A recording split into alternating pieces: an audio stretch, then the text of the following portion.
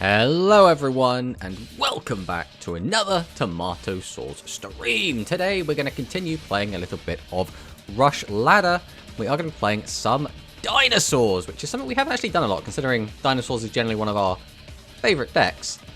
Which is a bit weird. We did play some Dino Aggro back when Super King Rex was first kind of brought out into the game, but we haven't really played the Servant of Dawn version that has become quite popular. At around 1 UK time, so in about an hour, we will be playing in the Angel Cup yet again. Unfortunately, we didn't really have a lot of time to pick a deck, so I've been very, very busy this morning.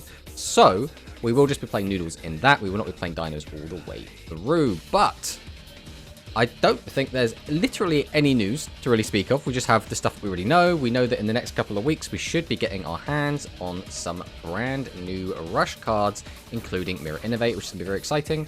And we still obviously have the Blue Eyes potential structure coming out in the future. So that's going to be very, very exciting. Hello, Dwan, and hello to Dragson and Manicist. Welcome on in. I think we're just going to jump straight in. I think, without further ado, we'll just see what happens. Now, Dawn Dino, I think, is a very good, well-rounded deck, but because we're playing a Dragius-less version of the deck, it means it lacks a lot of the strengths that Aggro tends to have, which does mean set 3 pass might be a little bit awkward for us to get through. So we'll have to see what actually happens with that. Hello, Yami Kisara. Welcome on in. Just caught us playing some dinosaurs. We'll have to see how this goes. I'm not super well versed on this deck, but it is a very simple deck, right? I'm sure there is some depth to it, but obviously we're not going to see that on the surface. We'll understand that as we play the deck a bit more. You don't have to play Dragius-less. You can just say Giga Chad version. I mean, I like to call it as a pure dino, right? Because that's, you know, Flame Cerberus, however the hell we pronounce that card, is an honorary dino. And he's basically, you know, you're playing 3 Flame Serb, you're basically playing Noodles, right? It's just Noodles. Everything is just Noodles. Okay. We can crash over this. The problem is, do we want to go all out? Because against this deck, he could pop our back row and make a massive board. I think we still want to cut off his resources as much as we can. And we know he could have Dragius anyway, which does mean playing defensive does obviously have its negatives. So we're going to summon these. We're going to go ahead and use Silverwolf. We'll reduce this guy's attack. We'll summon out an All-Seeing White Tiger. There are some monsters that will be able to survive an attack from our 13s, but they should be few and far between. Well, there is one of those aforementioned cards. Who is still playing Draco the Tiny? Come on, guys. It's 2024. Draco the Tiny should only be in very select decks, probably playing Diabolic King Beetle. Well, goodbye, Shield and Sword.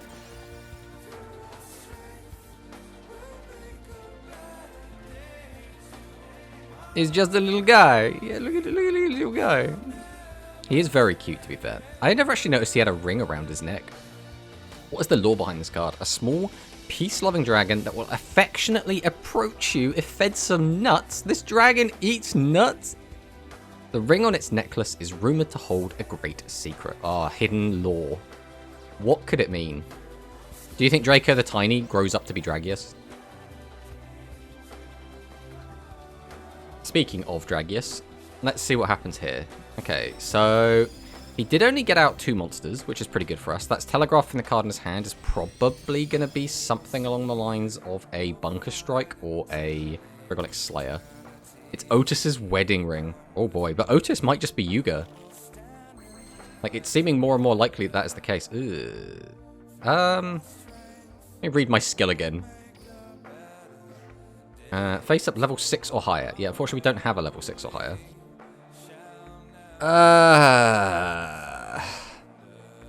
We're taking 25 no matter what. If he summons, the chances are he's going to get another monster, right? I could kill this and get him for 500, and then I would take 600 plus another 25 for sure. Unfortunately, this is not looking good for us. I think we set, and set. and then just pass. I don't think we need another Paku Pikachu in hand. The only way we die, I think, is if he gets out another Dragius, or if he gets out a Twin Edge Dragon. That could get a bit yikes.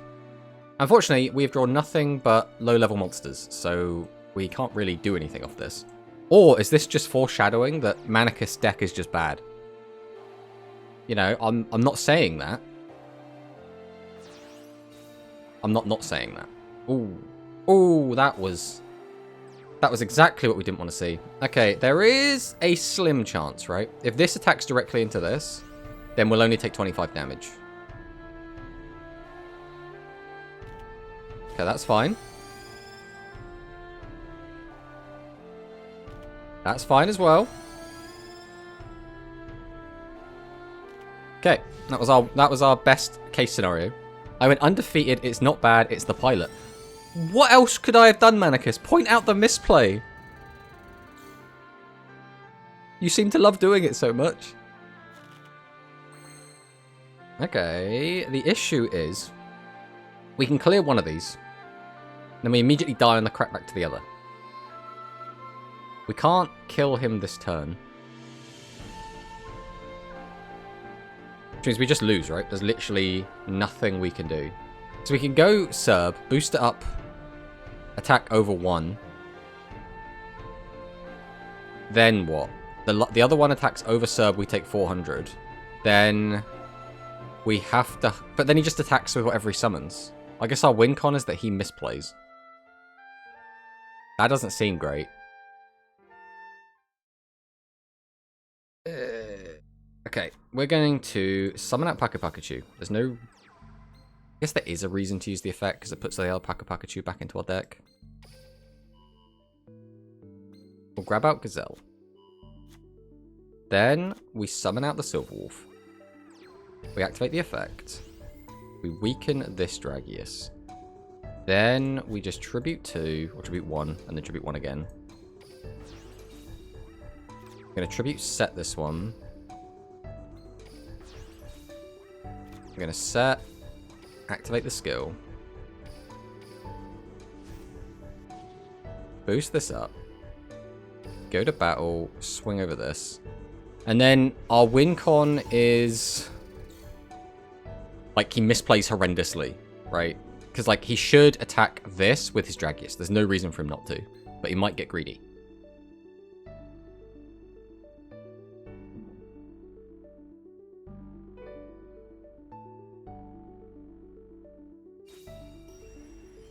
Tribute to the doomed! Right, we are super dead.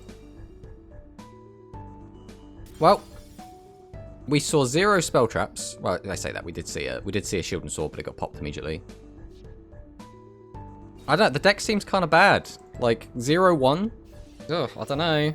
I don't know.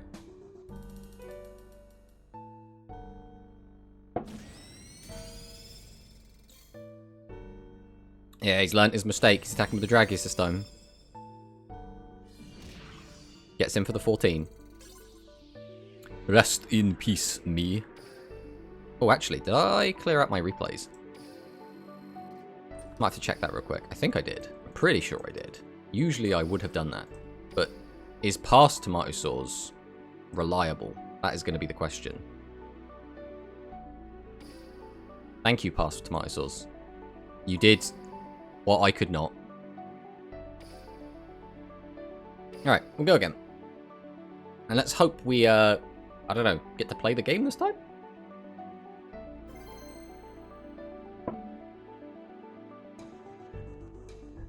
To be honest, when I went undefeated with it, I had more tributes in the deck. Since Slime's introduction, I have just 3 Rex, 3 Serb, and 2 Zowler. That is what I'm playing right now. We're playing 3 Rex, 3 Serb, 2 Zowler.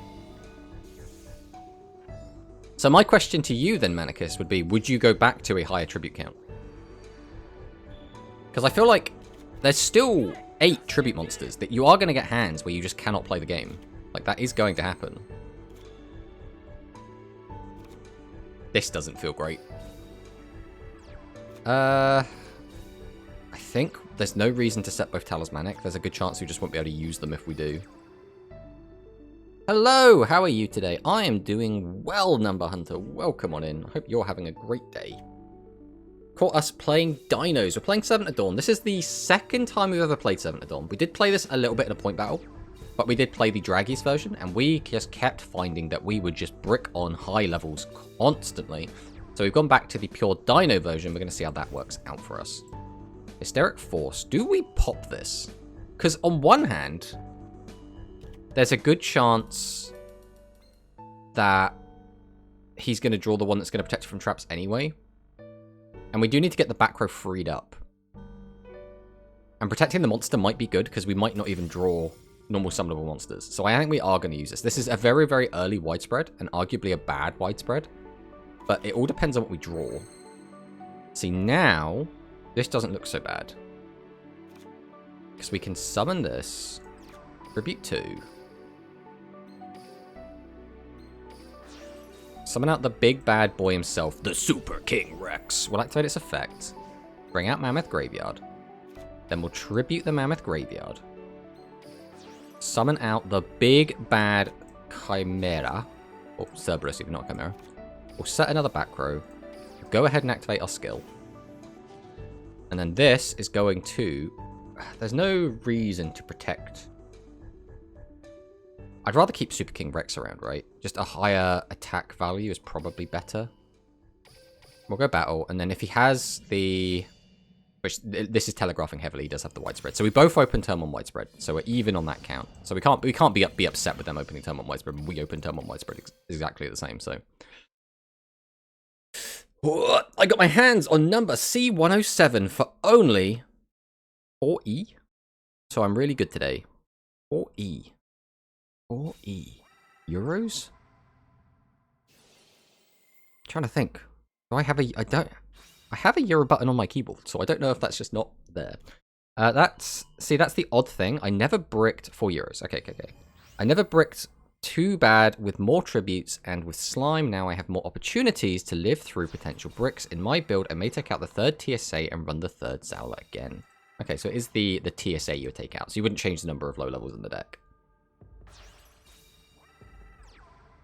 Oh no, look, it's Harpy Lady L. Unfortunately, all of our back row are spells, so none of it actually does anything here. We do have the shield and sword ready to go, though, so as long as we draw cards, we should be able to clear this whole board and potentially win the game.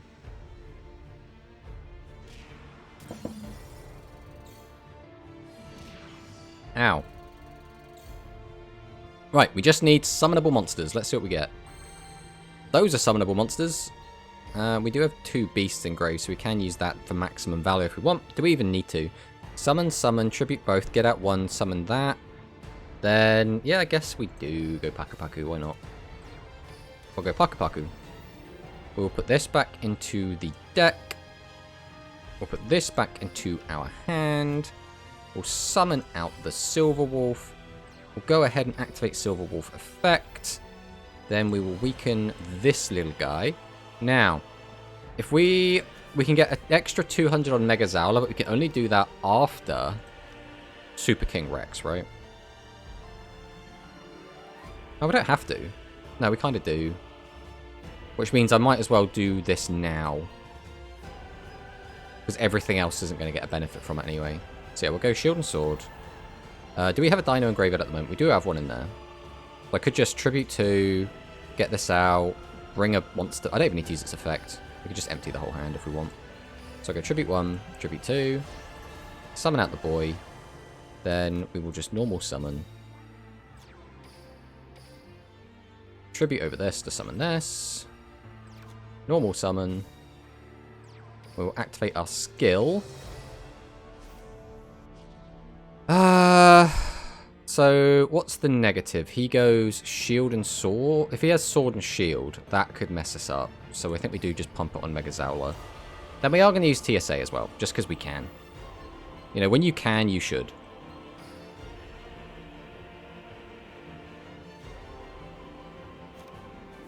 We'll just drop a nice little power down on that. We'll go to battle. We'll swing in here. So again, he could have Sword and Shield, which would protect him. Which is because I probably should have done this one over here, to be honest. But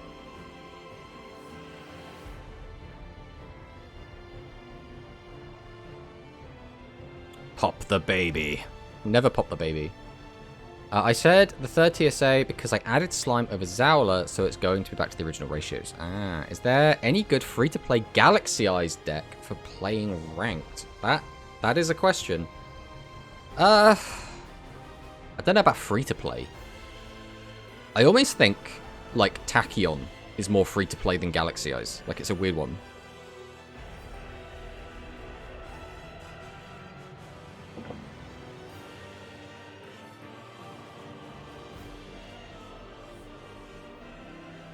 My man. Is my man roping? Is that what's going on right now? He's just left the game. He's put the phone down. He has walked away from the computer.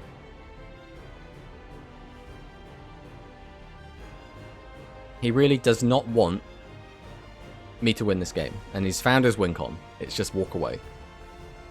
Little does he know, I will just sit here and wait. We're going to have to see if the Angel Cup gets any last minute. Oh, I should probably post that in my Discord as well, rather than just keep forgetting to do that. No, that is completely wrong. Refresh that again.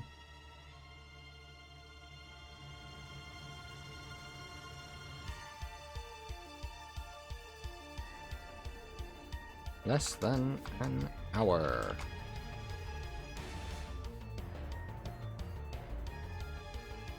Okay.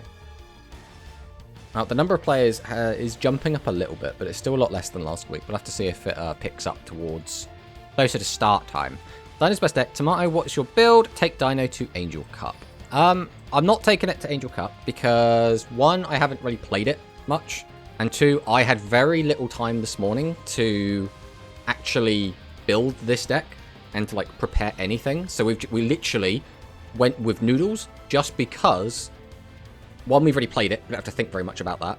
And two, we already had the print screen of the deck list. It was literally like, I have very little time. I'm just going to do that. Can you imagine an abortion clinic called Pop the Baby with a picture of baby Cerosaurus? I mean, yeah. I mean, it is a very Dino thing to do, right? But, you know, the old Farfa jokes. I do still think Farfa is like... I don't know if anyone like here watches Farfa. I imagine everyone here at least knows who he is, right? We should be at that stage. But I've been watching DZeef's... God, what's it called? Not the roulette one. Master Roulette? Is that what it's called? Master something? Anyway, watching that with him, Nim, and Farfa. And that is so much fun. I thoroughly enjoy that show. We're literally just... My man literally put his phone down. He has left the room. He did not care. We're going to go for the whole 3 minutes of waiting. Maybe swap third TSA for Zowler again. I don't know how good it will be without slime for you, but the ratios will be better again in before you brick every game on high levels. Well, that's the downside, right? Is that can just happen, and there's not really much we could do about that. I think we'll try out it as is for now, because again... It's like in that game, for example, we bricked on spell traps early, right? Now, in the end, it didn't end up mattering because we drew out of it. But that turn one, we had 4 spell traps in hand. And basically, whether we open tribute monsters or spell traps, they're all things we can't use, right? Master Wheel. Is that what it's called? Master Wheel? That doesn't seem right. Good check. Isn't it just called, like... Master Saga. That's what it's called. Master Saga. Hey, it's Pop. Let's see if we can beat Pop. Huh. How all in do we want to go here? We don't already have a Beast in Grave, which means Paku Pakachu's not going to be live. I don't really see much of a point in hoarding Paku Pakachu until we get a normal Beast. I guess we'll get rid of Silver Wolf. I think that's fine. And we'll just pass to see what he does. Because like this, we have an okay like counter-attack for next turn. Oh, we are against Psychics.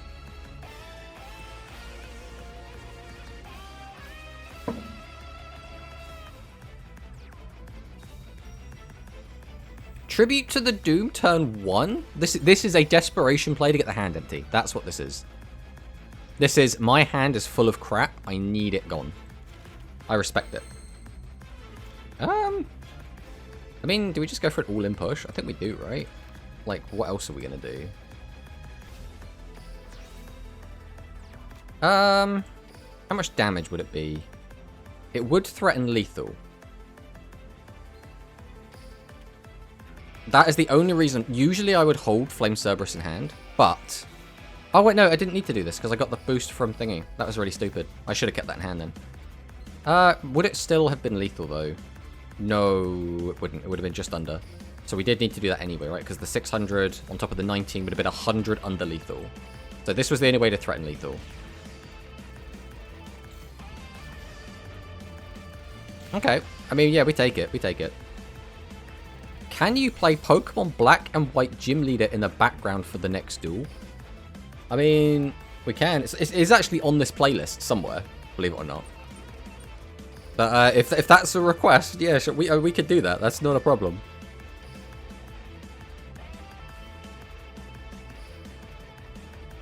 Let's have a look.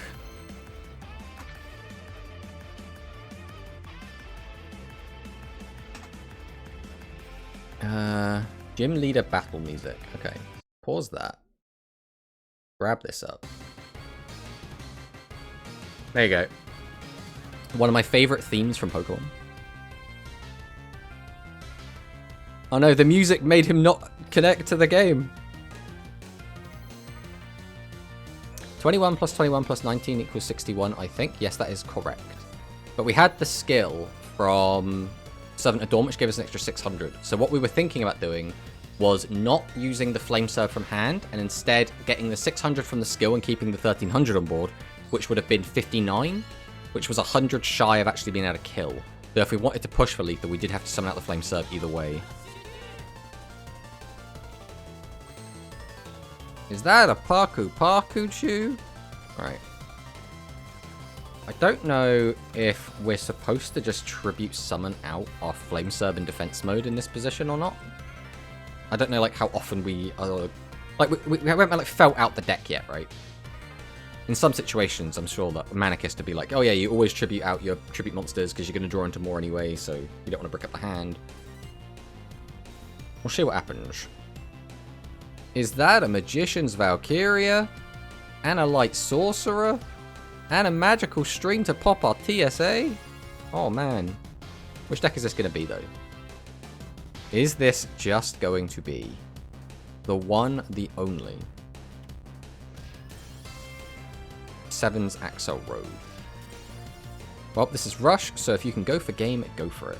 I mean, not always. Sometimes you could lose the game doing that. But, you know, I understand the sentiment. I mean, if we want to... The problem is... no, I think we go for it anyway, right? I think we always go for it.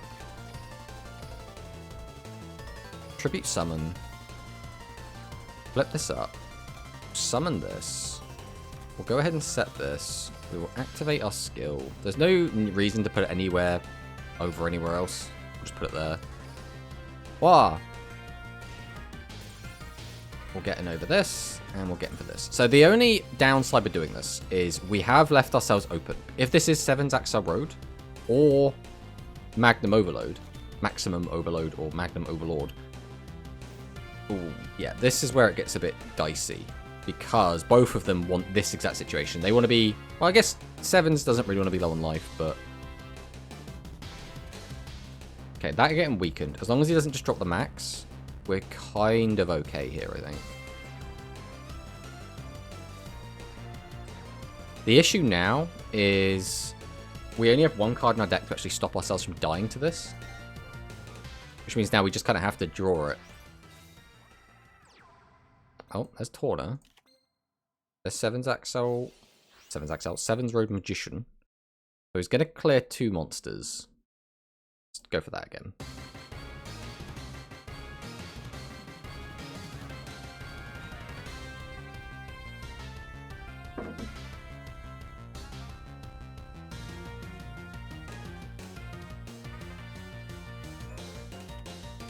Beast Gear? I do not think so, King John. I do not think Beast Gear is going to be making their triumphant return just yet. In most cases, this deck, I'd summon a tribute first turn, especially Zowler. It's how you get advantage. Plus, they do commit on their first turn to out your board. You can draw more high levels anyway. I think that theory hasn't worked as well since dropping a tribute. Okay. Well, still good to know.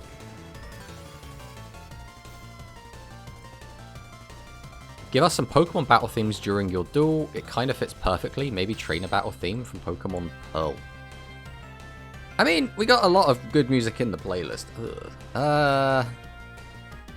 We can clear this easy. Clearing this is something we can also just do thanks to this. Okay, we're going to go summon, activate the effect. Weaken that just so we can attack over it easy peasy. That is a really annoying mill. I haven't done any maths. Is there a chance we have lethal? Tribute over this. Or then tribute over this. We'll then activate our skill. Boost this up. Then we'll activate TSA. We'll go 1, 2, 3, 4. Thanks for the follow, King John. It's game, you have TSA. I just haven't done any maths at all. I have not worked anything out. We are just pressing buttons. Okay, it was 900 over lethal. So we definitely did need the TSA. We did not need the 200 reduction from the Silver Wolf. I mean, that's a good enough replay to save, right? That's fine. We'll drop a bit nice as well. There you go. There's a little nice.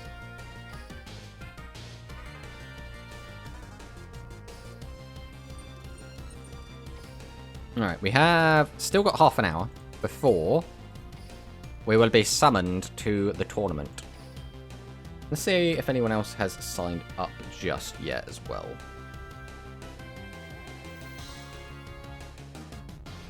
Last we saw, I think there was 11. There's now 13 people signed up. Now, people still could sign up before. I think last time we had over 40 people. Hey, it's ranked referee.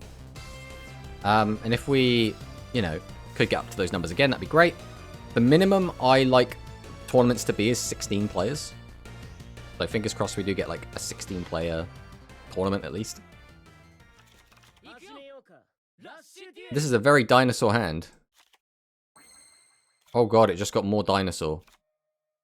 Manicust, help. How do we win?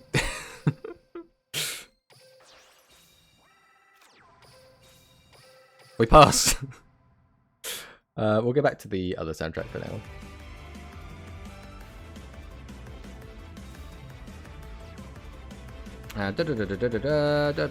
Does spending those stream gems mean something to you? Does spending those stream gems mean something to you?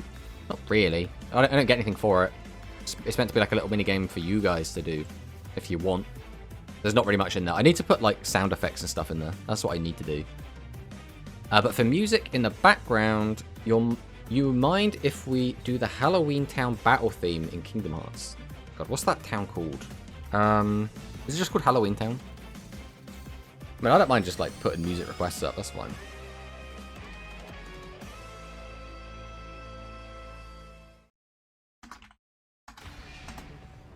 Alright. So, we have, once again, only one monster we can actually summon. That's not ideal, right? I feel like this isn't going quite the way we want it to.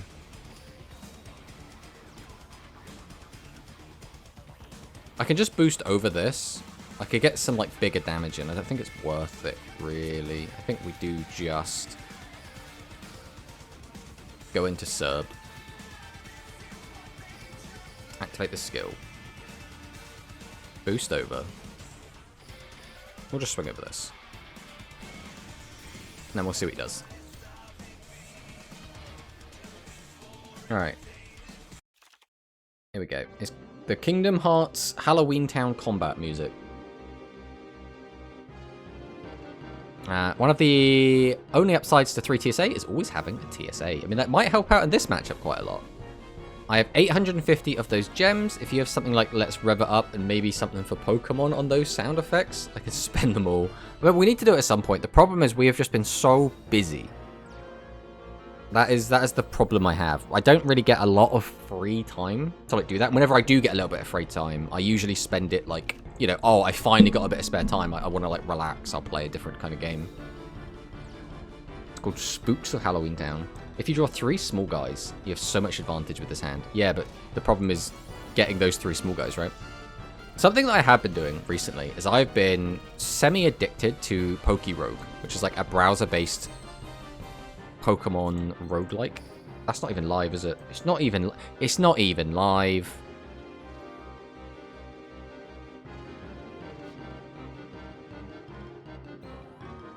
These boys have been stuck in this hand, and we've been drawing 1 normal summonable monster every turn. I mean, we're just dead, right? There's like nothing we can do. There's literally nothing. If we want to get Sword and Shield to be used, we have to leave this in attack mode. That is the state that things are in.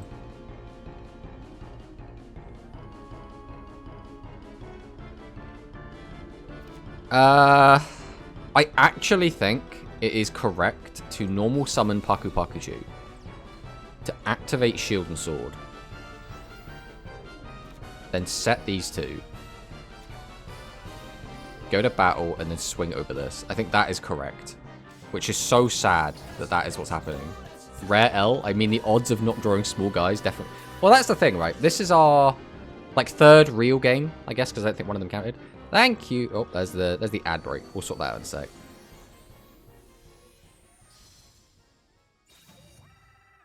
I'll just let the ad break play out before we do anything else real quick.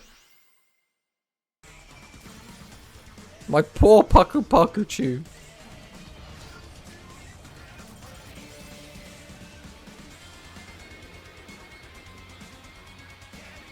Alright, well that's that done. No, I should save that replay. Unfortunately, he drew the max, so it didn't matter anyway. Even if he hadn't drawn the max, I don't realistically see us living that. But yeah, that was a big brick game. That was a huge brick game. Yeah, so we played a handful of these games, and in the first game, we didn't see basically any high levels, and that meant we bricked out the game. In our second game, we almost bricked on spell traps, and almost couldn't play the game. And in that game, we bricked on high levels and couldn't play the game. So far, the deck, from experience, seems quite bricky. That is like my first initial thought of the deck. So I've been playing Kingdom Hearts recently, so I kind of had to grind synthesis materials, and Halloween Town is my place for white mushrooms. Is 7th Road good for Rush, or my zombie deck better? So zombie is basically only played as like an aggro strategy. It's basically just Dragius, but with some zombies in there, right? That is a hand, isn't it? Okay. I think we probably tribute set this out, because most of the things that can beat a 2100 attack, or most of the things that can beat 18 will also beat 21, so that shouldn't matter too much. But yeah, zombie is basically just play Dragius and then also put the zombie stuff in it, which is like, it's okay, right? It's just one of the flavors of aggro. I think take out Call of the Earthbound and put in Zowler, or if you're worried about high levels, a 3rd target instead. So the reason we've got Call of the Earthbound is because this is the only card, basically, that we have that can stop a Magnum Overlord attack, right? So I do quite like this card. Unfortunately, it has been popped or milled every single time. We have to be able to do nothing with it. And this is also a rare time when this is one of the only cards that could beat this. I suppose the other one that's more common would be a 1900 vanilla. But that's very funny that happened like that. I could summon this. Tribute for that. Tribute over that. Get that out. It's probably the play. So I could summon, flip, activate the effect, weaken this.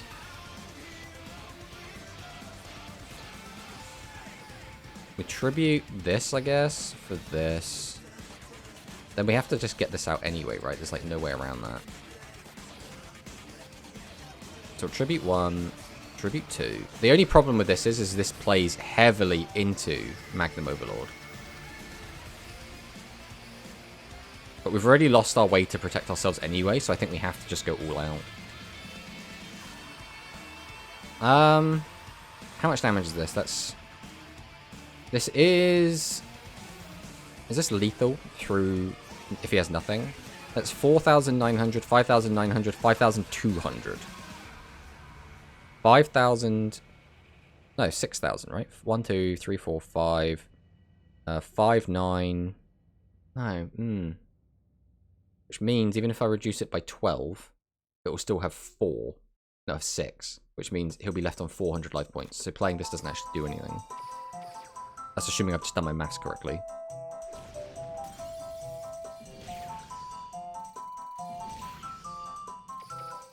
Yeah, so he would have been left on 400 life points.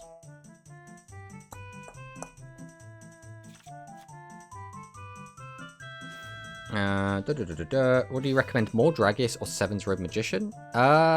Seven's Road is a bit more specific. You kind of either have to play it in this deck we're playing against now, which is the Magnum Overlord deck, or you have to play it as like Seven's Axel Road. They're the only two builds that like kind of work for it. If you take Dragius, you can play Ancient Arise, you can play all the different flavors of aggro, which will probably always be good. You can play... even our deck can have Dragius in it. Like, Dragius is such like a versatile card that I think it's hard to argue against Dragius. If you're going to keep it, then guess lose a TSA. I think the ratios I had were better. I think too many spell traps now. The issue that we're having, though, is in a couple of these games, we've also just had not enough low-level monsters. So I almost want more low levels. But, like, I feel like that isn't actually going to solve our issues. I think I just feel like that would solve our issues. I have to use that to clear. We're going to summon this anyway. We might as well just go for biggest attack, because the 200 off that isn't going to outweigh just having that anyway. So, we'll summon this, activate the effect, weaken that, activate this, weaken that again, tribute to summon this out, summon this, activate Servant of Dawn, we'll put it over here, why not? Then we'll flip this over. We'll just go ahead and put some of these boys back in the deck. And that's going to be the win.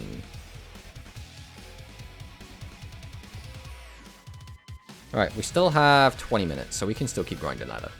We're good to go. If you want to keep it, then I guess lose a TSA. I think the ratios I had before better. I think too many spell traps. Yeah, the problem is, I don't know if it's going to fix, like, the bricking ratio without putting more low levels. Like, how many low levels are actually playing in this deck? 1, 2, 3, 4, 5, 6, 7, 8, 9, 10, 11, 12, 13, 14, 15. 15's not bad. Half the deck is low levels, but I feel like I almost kind of want it to be a little bit higher. PSA for Tiger. Yeah, that's what I think is going to be best. Like, obviously, the other thing to do would be to try and fit an entire Majesty engine in, but I think it's too many cards. Like, it's just too many cards to put them all in. I think this would feel a little bit better. Again, I don't really want to play Call of the Earthbound. It's just, if our opponent is Magnum Overlord, how do we beat it? Outside of just aggro them down from them basically misplaying. Like, if they just set 3 pass until they draw Overlord, how do we win? It just feels like it's just not going to happen.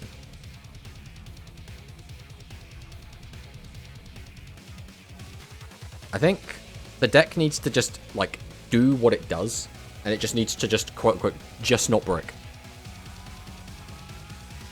And again, I think because of the amount of 1 tribute monsters and the fact that you can get back a lot of value from both the Paku Pakuchu and the Super King Rex, the deck should be a lot more consistent than, like, just other decks that rely on 2 tribute monsters as their kind of only thing.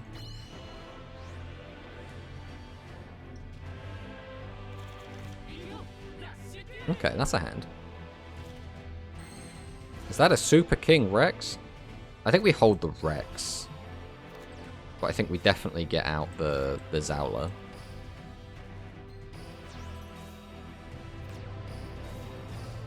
Alright, let's see what he does.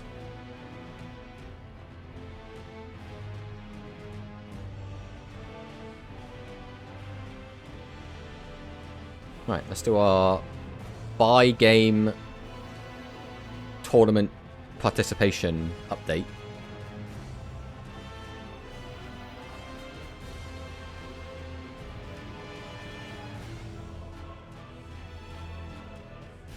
"17 players, we've beaten 16. That's all we wanted to be happy.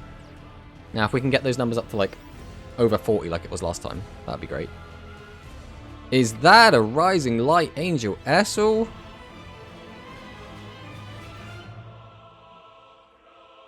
Okay, we brought back Surge Bolt Lizard. We're still kind of chilling, right? He needs a Tribute Monster to actually out what we've got. Chances are he's going to have one. So it's going to come down to... Ooh, no Tribute Monster. Okay. Well, goodbye, Gazelle. And hello to the butt of my Mega Zowler. I think Magnum is really hard for all decks to play around, so I'd rather have a more rounded deck than worry about the one deck that can't beat us as easily. I mean, I guess. So my response to that was I just put more cards in that could deal with it, but that doesn't just work for everyone, unfortunately. I could tribute this, get it back out, then I can end on a board of that. It's not bad, I guess. Alright, so I'm going to summon this. I'm going to summon this. We're going to activate the effect of Silver Wolf. We're going to reduce Essel. Then, do I just flip this now? I think this is the time. We'll drop Shield and Sword. Then we tribute 1, tribute 2, summon out the boy. We'll activate his effect. Oh, that's an annoying mill. We'll bring out Mega Zowler. Then I'll tribute over this. Summon this out. I could also drop the TSA, which will be very funny. We activate the skill. We boost up Flame Serb. How much damage is this? 2, 3, 4, 5, 6, 2, 7,000 damage. So we have lethal without TSA. So we are just going to go straight to battle here.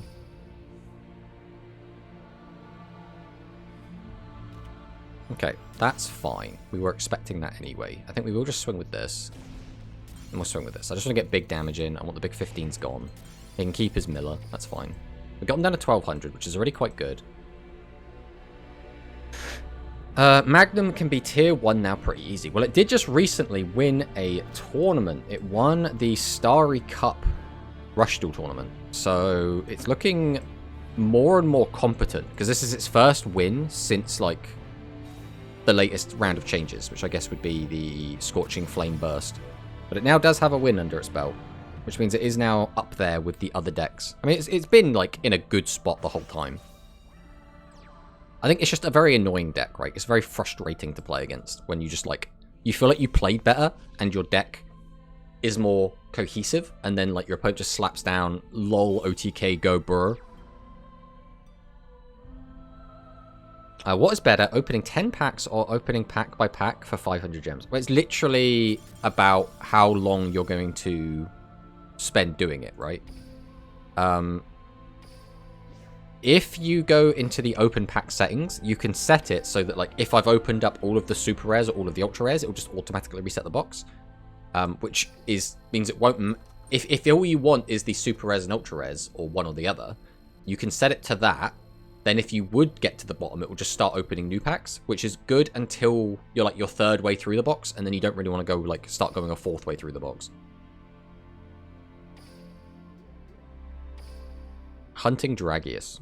Yeah, I think if you're hunting one specific card, it is technically more efficient to do it one at a time. It just depends if can you be asked to do that, because it takes a lot of time. It's a lot more click intensive. Right, we've still got 15 minutes. Right, we are going to abort that, just because sometimes it gets funny when it does the whole disconnect thing.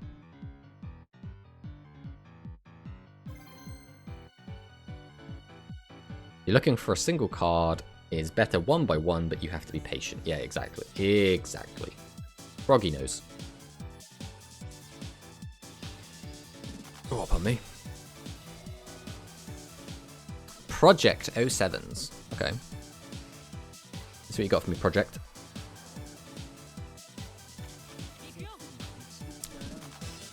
The dangerous duo are back. Are they going to actually play the game this time, or are they just going to be little assholes again?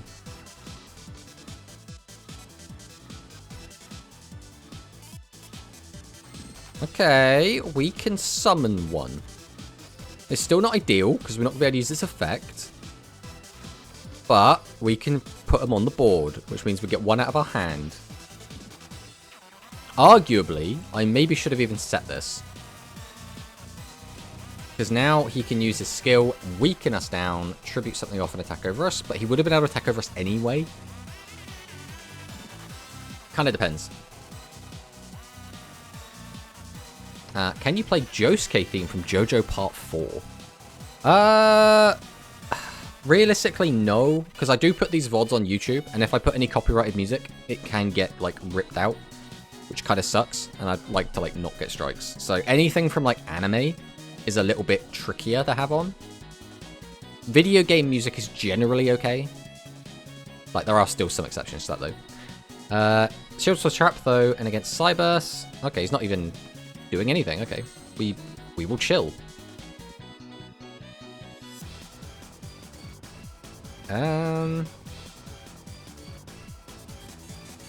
So we summon.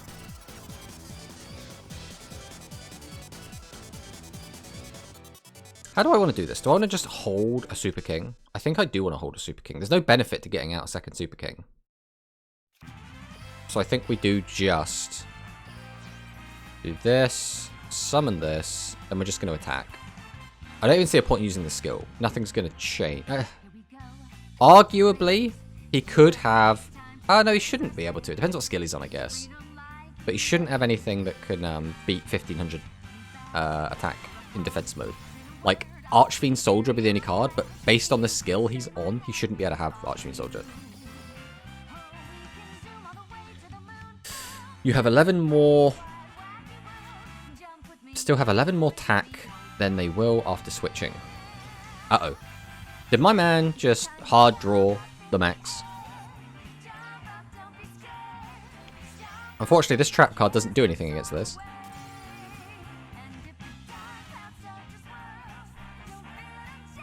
Okay, so we need to draw into one of our 2 TSAs, otherwise the game is over. There's nothing we can really do. Arguably as well, we could buy a turn with Earthbound. The game is over. Is there any way we survive? He can just change this to attack no matter what we do, weaken it by 800, and then swing over it for 3000 damage. There is literally nothing we can do. The game is over. Should have played the whole hand to draw TSA.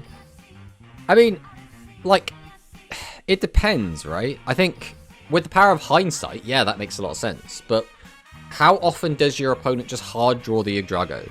As well as, if he didn't draw the Yggdrago and just summoned out, like, 2 Hydrons, then having the Rex for the follow-up is, like, so much better. Yeah, with the matchup knowledge, Manicus, I stand by my play. I think it is more likely he draws 2 boss monsters than he draws the entire maximum. So I would always make that exact play.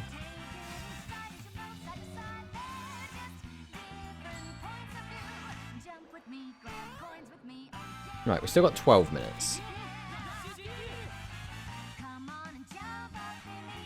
It's one of those weird ones where entirely having to rely on Talismanic Seal Array to out maximums does feel kind of ass. Like, it's the same problem that aggro has. Like, it's not always the nicest feeling when your only way to really defeat a maximum is this spell card.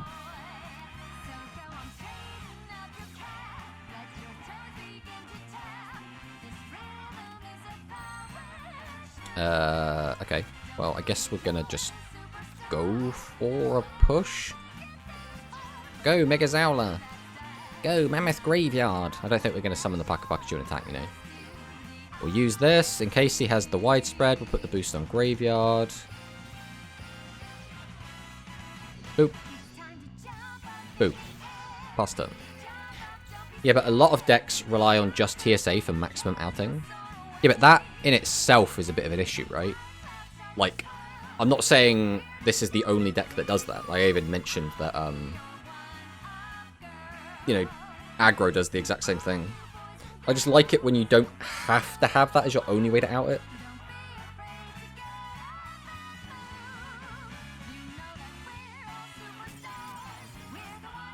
Yeah, okay, we'll take it.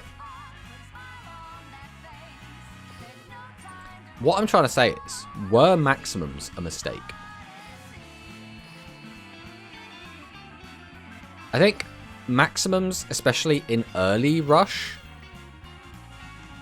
are very awkward, right? They're very, very hard to interact with. Which deck does he have to brick like that? I think it must have been Harpies, considering he was on Ghost Cyclone. I mean, it doesn't have to have been, right? But I think we just need more Dino spell traps. The issue with that is, though, the dinosaur spells generally suck. There aren't really good dinosaur spells. There are good dinosaur traps. When I say good, I mean they're okay. There are some decent dinosaur traps. There are not particularly good spells, unfortunately.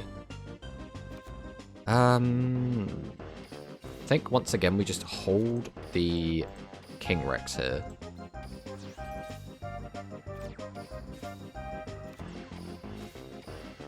Let's see what he does. Let's see what our opponent does. We still don't know what he's on. Is that an Essel? It's Noodles! He has milled extra spice, which is exactly the only... I would make an argument that extra spice is the only card worth bringing back with Essel. I don't think pretty much anything else is worth it. Which is why I cut Essel from the list.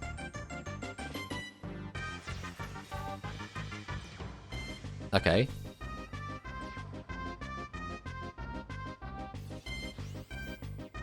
Is he going to use the skill? He doesn't need to. There's no reason to. Well, I guess I did tribute set something. Unfortunately, our board is actually quite a nice defensive board, but because this got boosted up to 16, no matter what order he attacked in, it wouldn't matter. That is quite funny. We'd have to get that out. We'd have to summon all three, then use that to bring that back. I think we do this, right? This is too funny to not do. Then we'll summon, summon, summon. Activate the effect. Weaken that. Activate the effect. Weaken that. And we'll tribute 1, tribute 2. Summon out the boy. Activate the effect. Bring this back. Why do we keep milling really important spell traps? Just every time. Boop. Boop. And boop. Now we could just randomly die here because this is Noodles, right? We could just die. One more follower to complete the goal. Whoa! Unfortunately, it's not quite as easy to just get followers. You kind of have to find someone that isn't following. Well, there's another big boy. So now he's going to fire off it for another 1,000. I always mill widespread off of Rex. Maybe it's the Dino curse. I mean, it happens, doesn't it? No Mega Zowler milled. Oh, could you imagine? If we had milled Mega Zowler, it would have been an extra 1,200 damage. So we would have put him down to 400 life points. Why are we Esseling? Are we dead? That's 14. Or that's going to be 13. That's just over lethal, yeah. I mean, we said we could just randomly die out of nowhere to Doodles. That is something that can just happen. Which is just another thing, right? Unfortunately, I feel like this deck does have some holes in it that we can't really, like, fix because the ratios can't really change much more than they already are. And I do also stand by, I still think Noodles do have a really good matchup into this deck specifically. But, you know, we can't get, like, bent out of shape about that. We should be able to squeeze one more game in. Let's see what our next opponent is. Oh, I met you in Twitch, but you also make great content in YouTube. It's just about time to obtain that follow. Yeah? I appreciate it. Obviously, you know, we do play on Twitch, but primarily we do YouTube, right? That's like where our start was. I mean, to be fair, we were streaming before we started the YouTube, but you know, YouTube's kind of where I'm at. It's like, I would say YouTube is like my primary hobby, whereas Twitch is like the backup hobby, like the other part of it. I would say I'm more of a YouTuber than a streamer.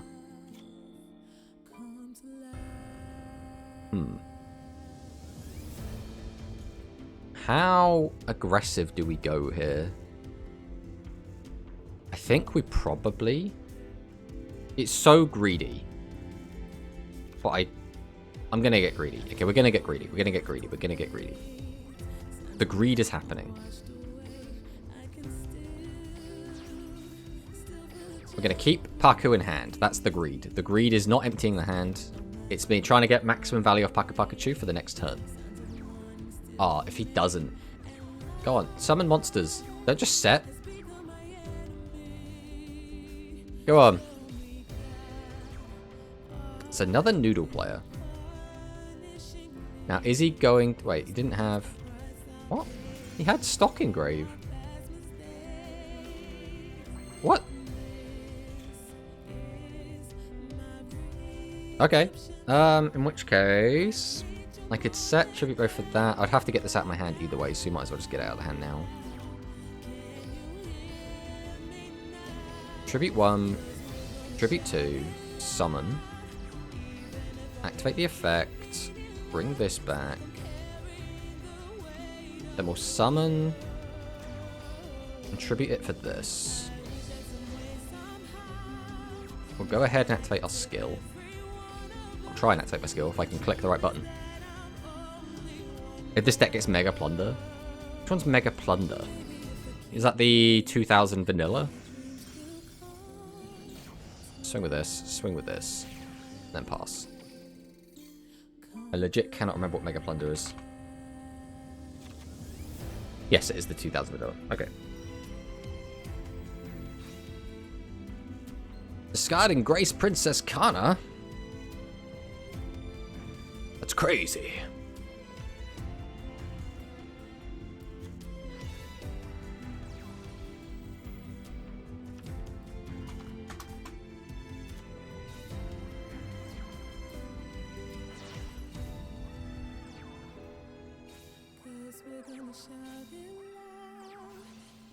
Right, try and get ready for the tournament. Just making sure everything's correct. I have my translator ready to go. Yep, with 15 defense, works so well. Gives us some Dino Spell Trap. Dino SOD becomes the best deck. I think it's likely we do get it earlier than later, right? Because it's relatively new. I want to say it came out like halfway through last year in the physical game. I don't think they'll wait like that long.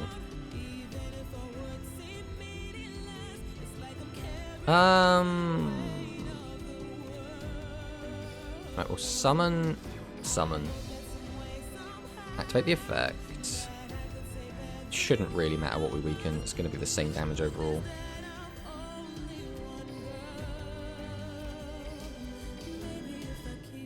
Tribute, summon. We'll just summon this and get this out of the old hand. Okay. I didn't actually do any maths there. I assume we just won that, but I don't know. Maths is hard, man.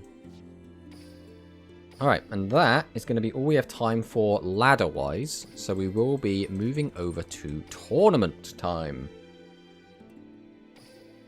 I feel like I should change my stream title, just because otherwise people are going to be like, this isn't dinosaurs. Let's see what we can find.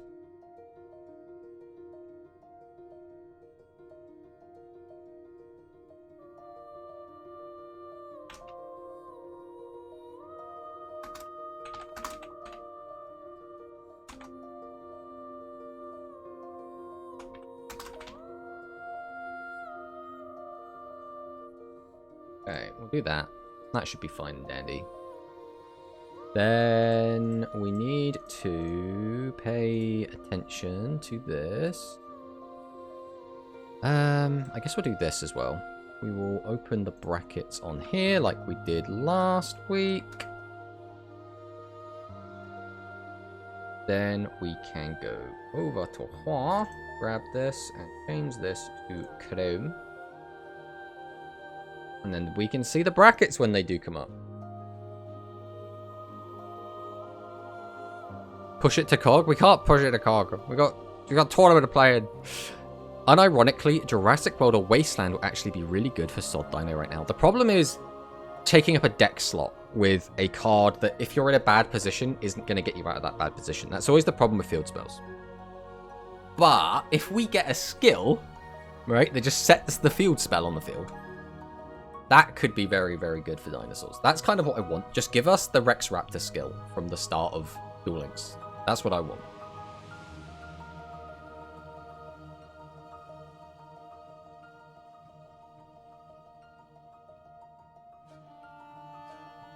Alright, so the tournament should have just started.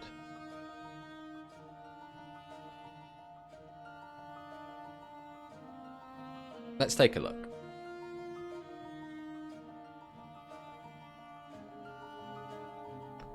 So we are here. So we do have an opponent. Twitch Pro Fear is playing against Nanao. I don't know if there's anyone else we like really recognize here. But we will go ahead and talk to our opponent.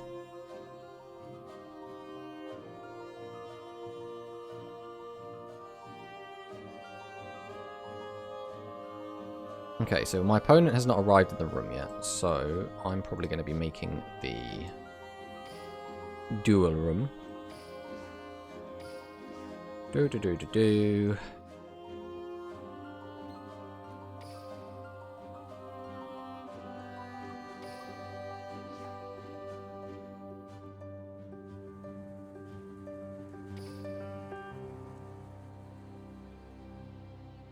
Okay, so we've done that. Why? I've realised what we've done here. Let me just... there we go. Isn't that better? Isn't that better? Now you can actually see what's happening on there. I don't think we know anyone else in here. At least not by their Japanese names. Obviously we know Twitch Pro Fear, we know... And now we know Now as well. Trying to, like, see if I recognise any of the icons. I don't think I do. Oh. My opponent has sent me a message. Let's see what they said. Nice to meet you. What a lovely man. Or woman, I don't know. Oh, we're literally playing the person that we played in the finals last time. So we might just lose immediately. Okay, we might just get cooked immediately. Good luck in the tournament. I'm going to stay in the stream and listen because I'm grinding gems right now. Okie dokie. Right. Let us see if we can win. Now, again, this was a finalist in last week's tournament. So, we might just get scrubbed out immediately. And if we do, that's fine. We will just, you know, go back in and play some more dinosaur. Obviously, it's single elimination, so sometimes you will just scrub out early. That is just a thing. Oh, we're playing the wrong deck. We booted up with the wrong deck. And we will have to surrender that one. Alright. Let's check that. That's not a good start. That's not a good start. Right, set the deck. Go back. Go back.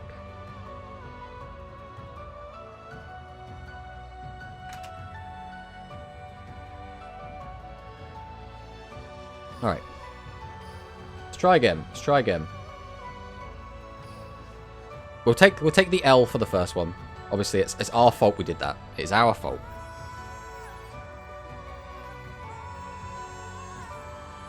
So, we're now on elimination game. Let's see what happens.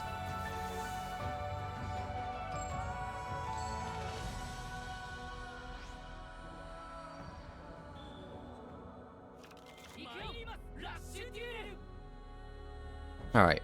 We will start... I think we... Do we go aggressive immediately? We don't really know what we're against. I think we probably will just go aggressive.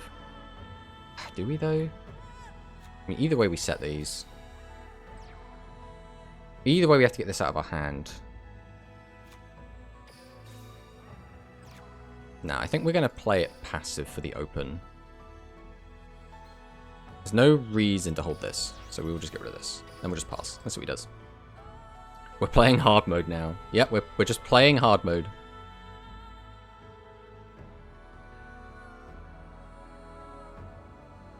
Now, last time, this guy was playing Harpies. So he swapped to Magnum Overlord. Now, on the plus side, as long as we don't get really unlucky, this is generally not bad as a matchup for us because we do play the back row. This matchup basically comes down to, do we find the back row that stops the attack? And if we can stop the attack, then we'll generally just kind of be okay. Okay, that's fine. We need to toggle that off.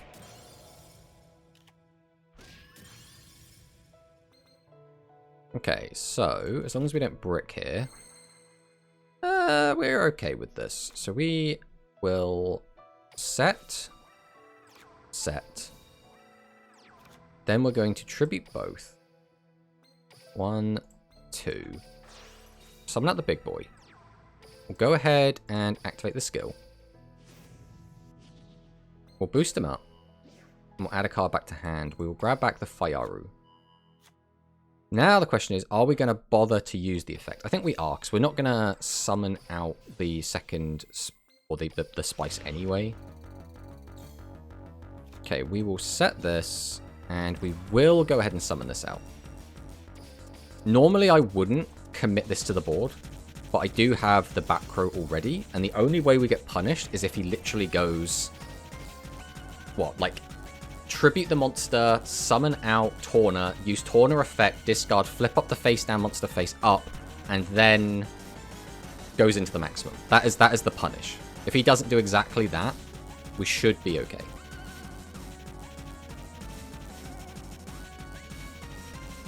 Shield and sword, okay. Maximum overload, okay. Now, we're probably going to take a lot of damage here, but we still don't really want to use our trap card because we really need to save it for the maximum. I think we just let this all go. We can still out this board. We're not in any real danger yet.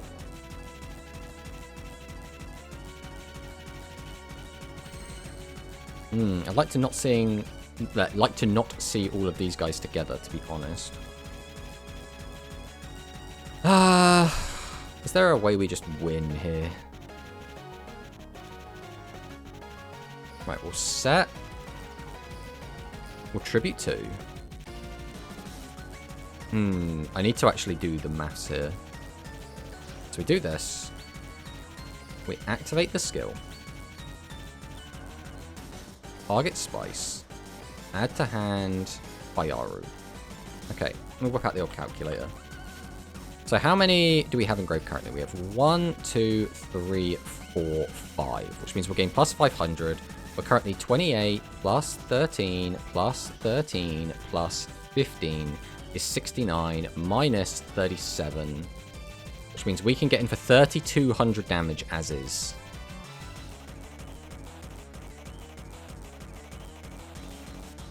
Which means we cannot push for lethal, so there's no point in trying. Unless we mill. If we mill, we'd get an extra 300. So that still doesn't change anything. So we will summon Fayaru. We'll set this. We'll go ahead and use Spice. We'll set. Go to battle. We need to clear both of these. This is the most important one. We need to get rid of Torna. Okay, so we still could lose, but we do have protection from Magnum Overlord, and we do have protection from, like, a big attack from anything that isn't Magnum Overlord.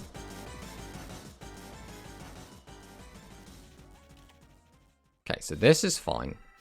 Magical Stream, please do not hit the right one. Okay, that is actually fantastic for us here, exactly.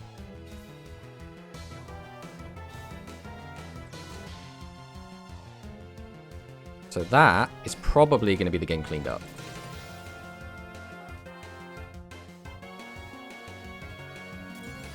Yeah, okay, so we're one apiece.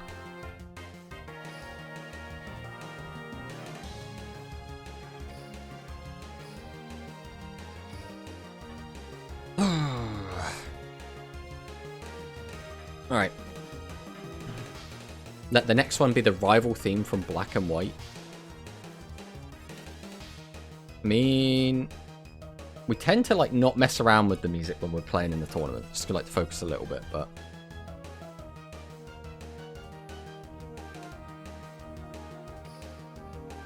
oh, did the room die?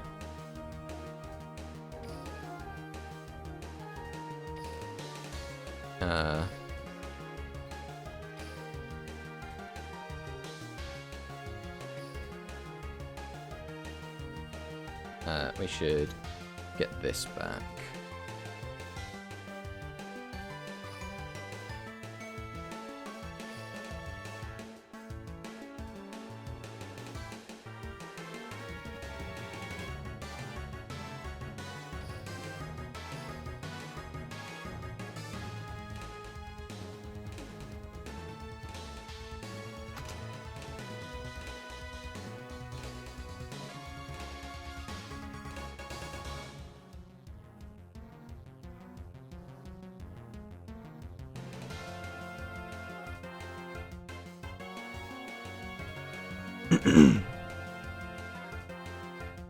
Alright, let's see what happens.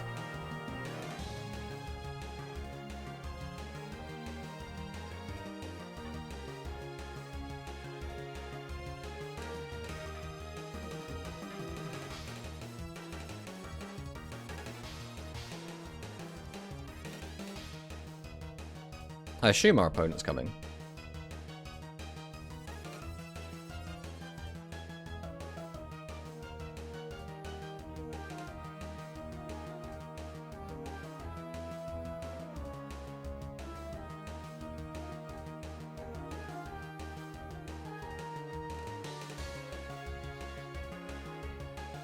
We don't actually know. I mean, I can get rid of this again now.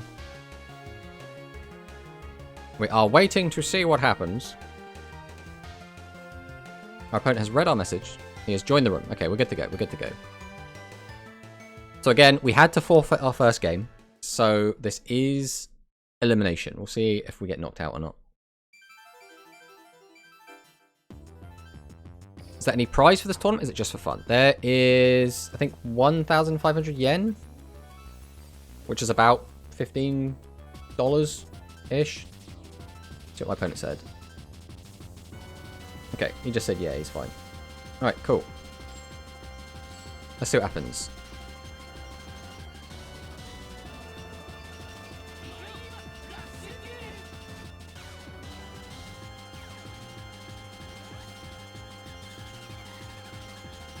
Alright, we don't have our trap cards early, which is a little bit spooky. Because obviously we really want to have our traps to be able to deal with it.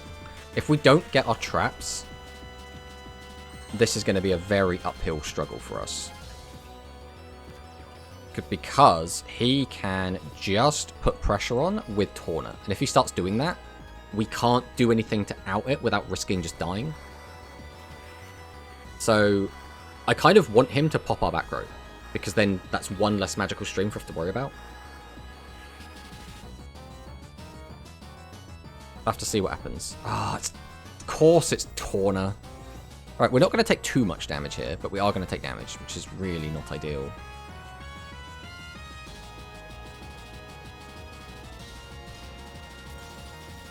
I could have attacked over this, but you don't know, right?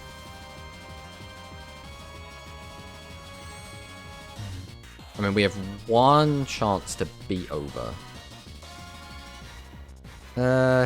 Is there a reason to use that? Probably not. I think we just have to sack it off, as awkward as it is. So we'll set. We'll tribute over it. We'll then set. And we'll set. We'll activate our skill. Boost this, and we really hope this clears. Now, there's a chance that he just has a trap card to stop us.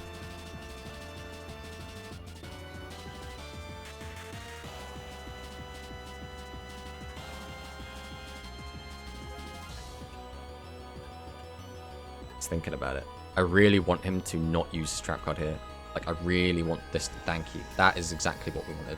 If he has another Torna, this is also going to be really bad.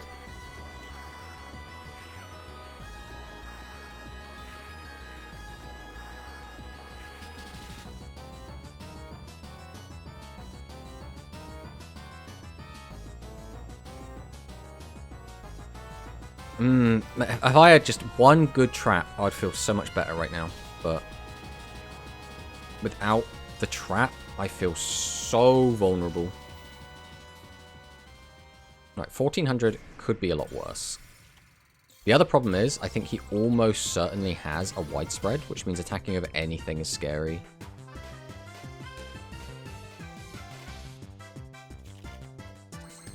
There's a trap. It unfortunately is not the right kind of trap that we're looking for. I think we still, though, will go a little bit aggressive off of this. I think that's fine. Alright, I think we do go Seahorse here. Activate Seahorse. Grab back Canaan. I think there's no point in hoarding Gazelle. It's just never going to be online.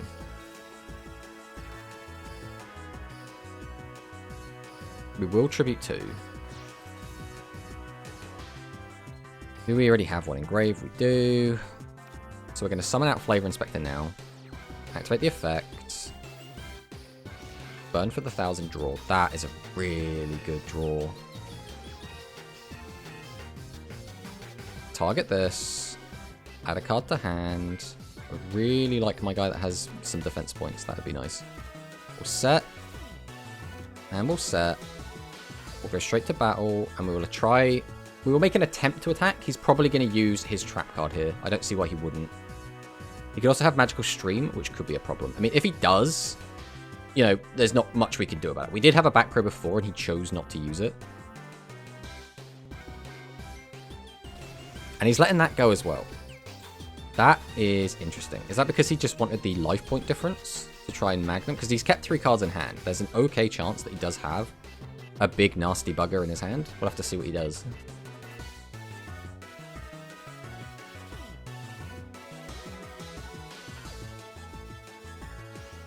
Okay, so here's this, and because he's done this now, it means he's not going to be able to use Magical Stream if he does have it.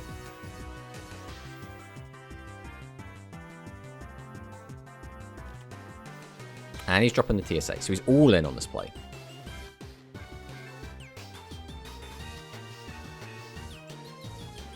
The problem is we know he has a back row that can potentially stop us.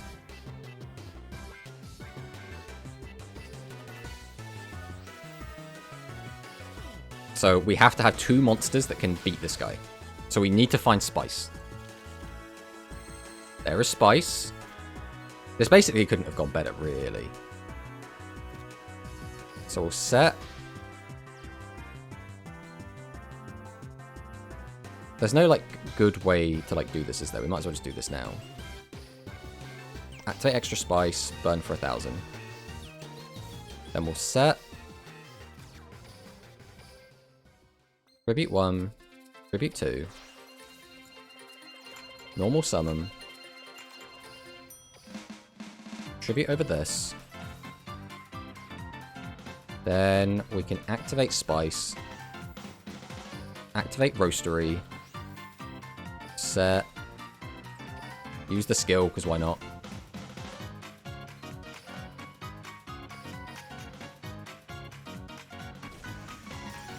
That should be all she wrote.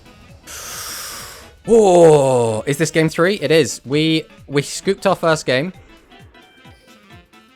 because we brought the wrong deck, and then we won the other 2.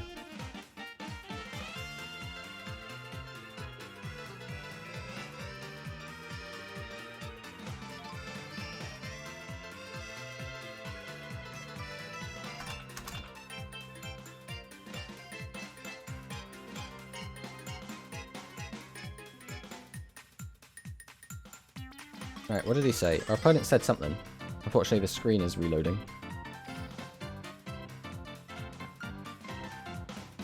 He said... Thank you for the battle. Nice. Alright, well, we've won a game. Let's see how it is looking. So come back over here. Our opponent's going to be ready for us as soon as the match gets confirmed, which looks like it has.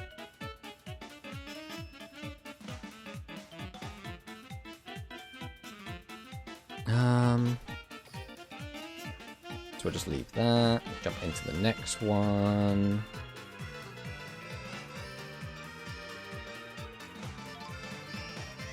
Oh, our opponent has sent a wall of text at us. Let's see what it says.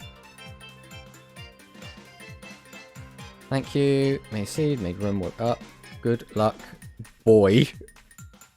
Thank you for your greetings. It will be. I don't know what any of that means. Translation at its finest. But we will go ahead and enter the room.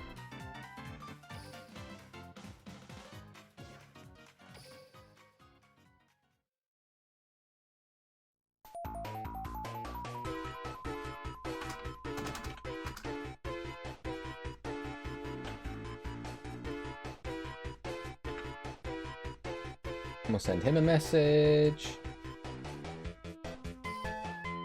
Join in the game. And then we can once again get rid of this because we've already done our room shenanigans. And we just wait for our opponent.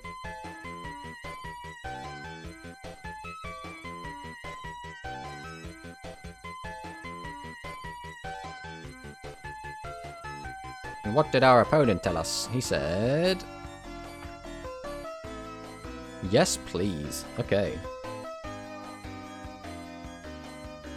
Alright. No idea what we're against. No idea who this guy is. No idea what they play. But it's Luke. Luke is always a little bit scary. On a Luke skill. Oh my god, I just saw how many gems you have. Yeah, I mean, this account only basically plays Rush. So it's just constantly spends down when Rush comes out and then just gets back up to 9999 and just sits there and waits.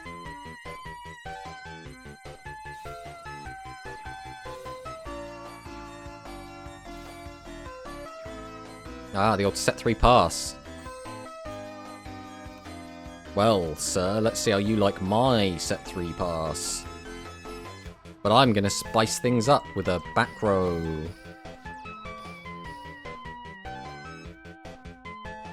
I'm a little bit worried because he might be on Resonance, and Resonance is a little bit scary.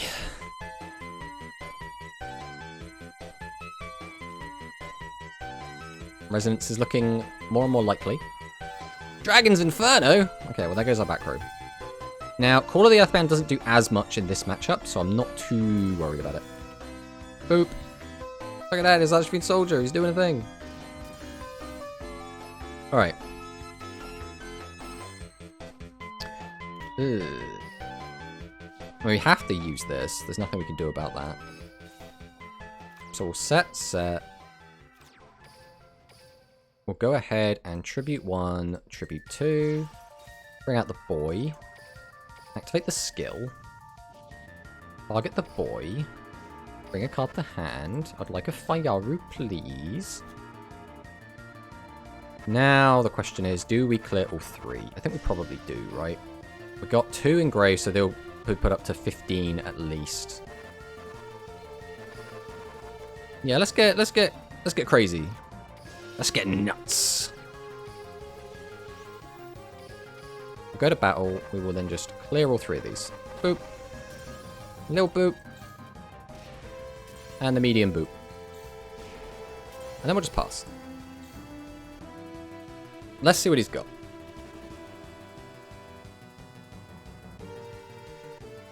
Putting it down to 36 this early feels pretty good. Dragon's Return. Ooh. I don't know if I like Dragon's Return in this deck. It's just the spell trap, like, space is so tight now. Because there are actually decent spell traps in Rush now. Which means having, like, a spell card that effectively doesn't do anything. Like, it just replaces itself. Like, recycling cards is good, but you can already recycle with, like, TSA. And then that can win games or out a problematic board. Like, I don't hate this card by any stretch. It's just I'm not sure if it's worth it.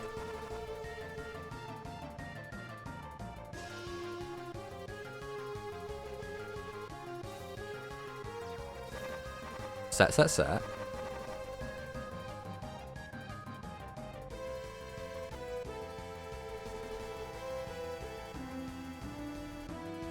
Draw for turn.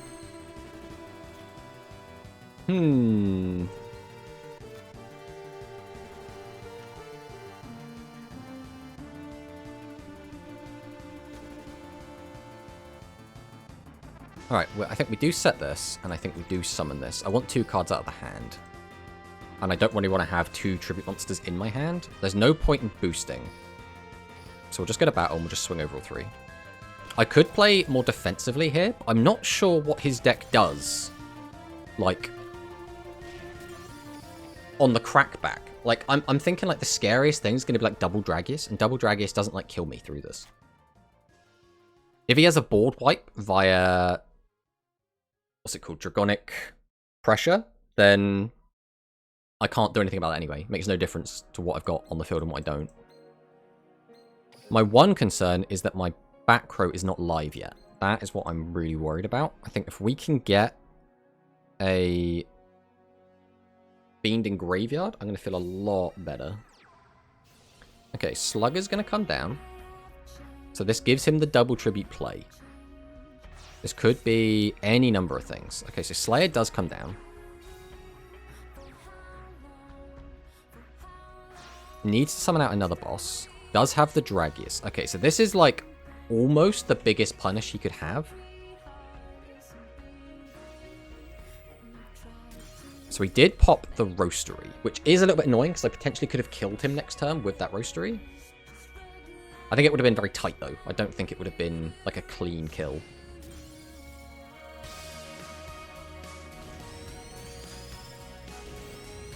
Okay, there goes the board. Nothing we can do about that. Alright, we finally got our Descendant of Titans. Which is good, but we can't out both of these monsters, is my current issue. How do we want to do this?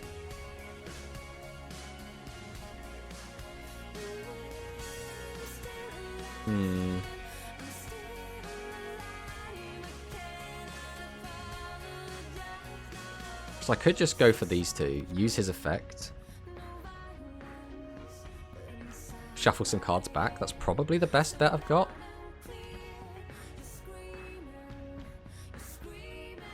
How many have I got in graveyard currently? 1, 2, 3, 4, 5, 6. I could go up to 8. That still doesn't clear. So there's no reason to even think about that. I think we do this. We go Descendant of Titans. We go Thunder Gazelle. We activate Gazelle. We'll put this and this back in the deck. Doesn't matter what we use this on. So we're going to tribute both. Summon out the boy. We'll go ahead and activate the skill now.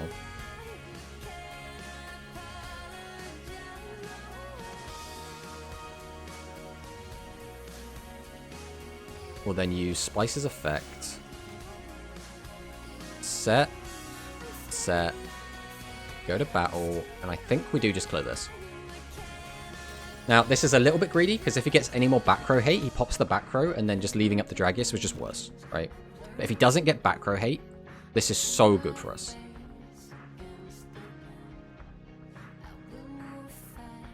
I think he's like... losing the back row for free just feels bad, which is why I've done it this way.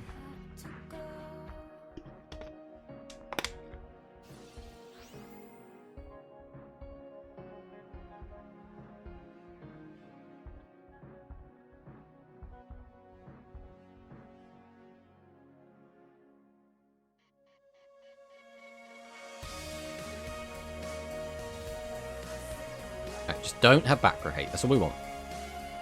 Is Royal Rebel good in Rush? It is. I will say it does seem to have been like falling off a little bit as people have been getting better about playing against it. So I think we will just stop this attack.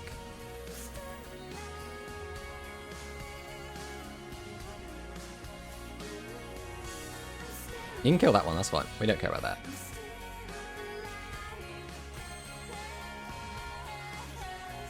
I don't see a world in which we don't just win here. Well, we'll summon out Carrier. Activate Carrier. Bring this back. We're going to tribute these two. Actually, is that the right play? Getting the extra 1,000 in is relevant, but we're going to use that anyway. Oh, but you know, he could have Slime. Oh, if he has Slime, we could get absolutely cooked here. But we need to play around him having Slime. So we're going to tribute these. summon this out. We're going to summon out Flavor Inspector. We're going to activate Extra Spice. Then we always set this. We always probably just set this. We'll activate our skill. Boost this up because that gets us any card to our hand, so we'll take the Fayaru. We don't need to actually summon the Fayaru. Maybe that was a little bit premature. If he has thingy, then it doesn't matter what we'll do anyway. I think we will still set the Fayaru. Then we will go ahead and activate Spice's effect. That puts us... So that is 16. So that's just lethal. I think we keep the back row. Right? We'll go to battle. We'll swing into here. Okay, Widespread doesn't save you. So that's escape. Okay, okay, we're fine. We are fine. We don't win if he has slime. Yes, Dwan. My man. I should read chat more often, because then I don't have to think as much. Alright. Another ad break. Who actually has ads right now, by the way? Like, does anyone not have ads that, like, doesn't have Twitch, well, you know, that isn't subbed or isn't a Turbo member? Twitch Turbo? Because some people are just like, yeah, I don't have the ads. And I'm like, well, yeah, is that because the ads aren't in your country? Or is that because you're Twitch Turbo? Or...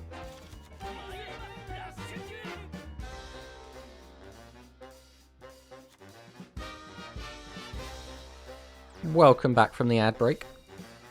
Hope everyone enjoyed that ads. Alright. That's a card. I think we do hold the Serb. It might punish us in the long term, but I'd rather hold this and then he summons out a boss monster and then I can out it next turn, rather than, you know, him just not... us throwing this out, losing it, and then we just can't, like, beat a boss monster next turn. Tributes to, summons out Dragonic Slayer, so he's almost certainly going to be able to pop our Roastery. There's nothing we can really do about that. But now, again, Serb outs this, as long as we don't brick.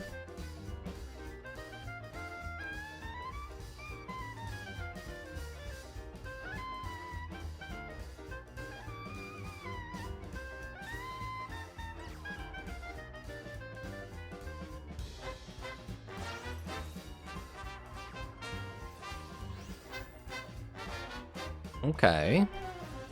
And then Dragon's Return. He's milled one of his back row hate.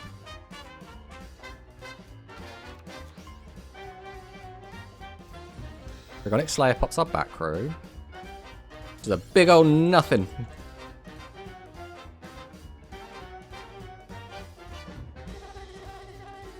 What is next? He's got to have another normal summon. Oh, it's a set. If he doesn't tribute that, we're in a really good position because we don't lose any life points this turn. Tribute to the Doomed. Okay, so now we are going to lose some life points. I don't think I like that play. Like, yeah, he's now going to get 25 or 2800 damage in. But you've lost the Tribute to the Doomed. You've thrown away your follow-up play. I'm really not a fan of that play. But again, Dragius does just kind of shit all over our deck. Like, just this exact play, just being able to get in for a chunk of damage, really hurts us. Okay. I mean, this seems pretty good and pretty straightforward. So set. Tribute 1. Tribute 2. Summon out the boy. We will... I guess it doesn't matter. We'll activate this now. Target this. Add a card to hand. Add back stock. Then we will set stock. Tribute over it. Now the question is, do we bother summoning out the third to clear the last monster? With our life points this low, it's a little bit risky.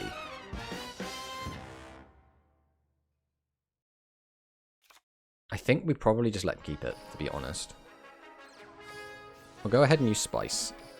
Go to battle. Clear this. Clear this. Pass turn.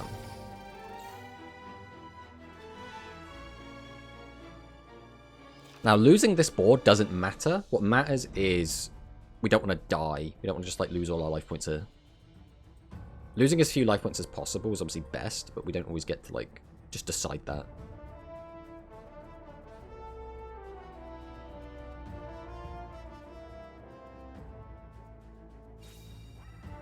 Sets a monster. Sets another monster. Is this pass? Is pass angle? Okay, okay.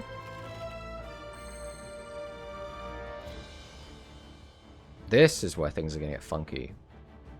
Because, I mean, I could start going for the burn of extra spice, but there's so many life points left, I don't think it's worth it. And it would just be, like, making holes in what we've got and ruining our follow-up play if we need it. Also, setting this back row doesn't do anything unless I set more than one. So, the question is, are we leaving Serb in attack mode? That is the important part of this. I think we probably do. I think I like the idea of getting multiple attacks in.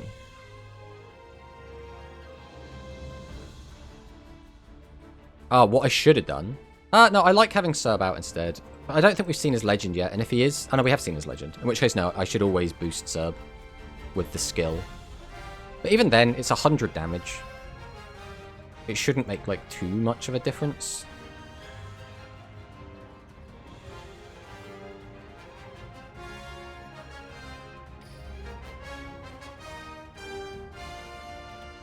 So he is going to use the widespread here. Okay, we'll swing into this. Then we'll just pass. Now, this is where things could get funky because we have a gap now. That third... Well, we had to get him to use his trap at some point anyway. But because he's playing Dragius, he could really punish and just kill us through this board. Which would really suck.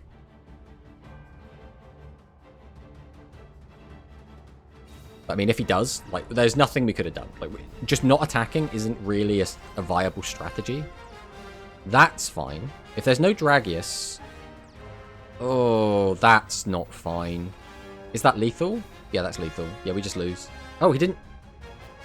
No, he did use the effect, right? Yeah, he did use Twin Edge Dragon. Now he just boosts Twin Edge and then we lose.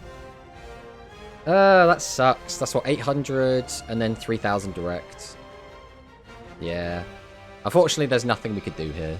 Like, we took too much damage early from just not drawing particularly well. Yeah, this deck that we're against is very much, like, one of the worst matchups we're going to have. Just because, again, multi-attack is what really hurts Noodles. Like, it's really bad for us. If we're not in a situation, though, where we can just get attacked and killed, like... If we're not on super low life points, we should be okay. The problem is just getting decent trap cards early and having them be online is, like, so important. Alright, well... We'll just go for the 4-set pass. Let's see what our opponent has.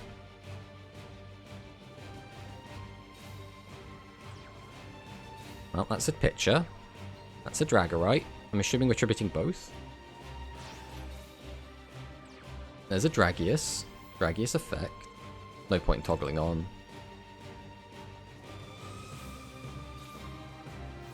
Dragon's Return immediate.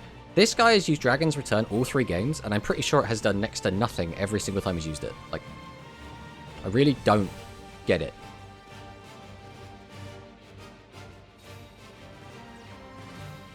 Two set monsters. Okay.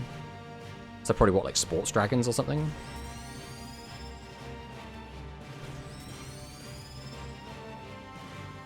If I can out this Dragius, I'll be feeling very comfortable. Okay, there we go. That outs Dragius. We set... We tribute to... Summon... We will go ahead and activate our Noodle Art Reboot. Boost this up. We'll add a card back to our hand. We'll take back Fayaru. Once again, do we want to go for a push? I think we do. It's a little bit risky, but I think we are going to go for a push here. Activate. We'll then set. And set. Go to battle. We'll swing over this. Boop. And we'll get over these two. Yeah, we assume they were both going to be sports dragons. Oh, a 15. Just kept the 15 in defense. That's interesting. Okay, we have some interesting back row currently. The problem is none of it, like, a lot of it isn't live, and a lot of it isn't doing what we need it to do right now.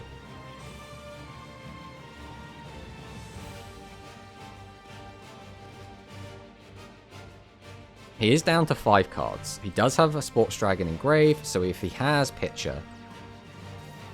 Okay, he's going to go for the +1 off that. He did have the pitcher, chose not to use it. Interesting, interesting.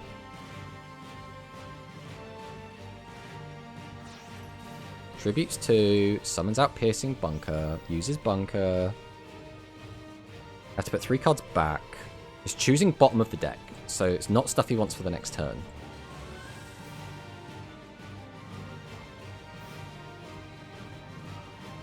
Yeah, that spell didn't help him too much in any of these games. Yeah, it's been a bit weird. Like I said, I don't dislike the card. I guess I do dislike it. I don't hate the card. I don't think it's like inherently just terrible. I don't see the value.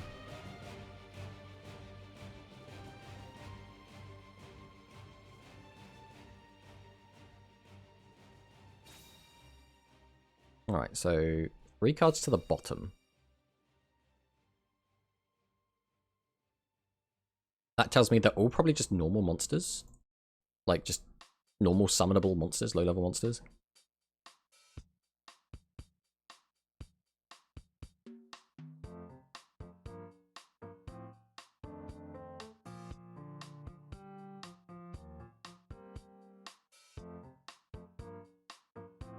Really thinking about that last card. He needs to put 1 card back on the bottom of his deck. That's what he's currently debating. He's been thinking about it for like 30, 40 seconds. I'm wondering, like, what decision point could he have reached?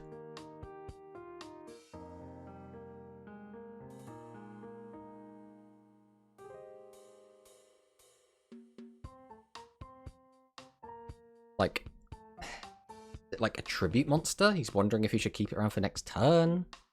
If he had any back row, you easily keep them.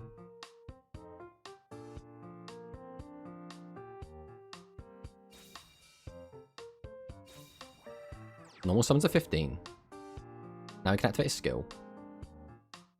Maybe he has Dragius and Slayer? I mean, maybe. I mean, yeah, the flip side is that his hand was entirely tribute monsters, and he had to work out which ones to get rid of.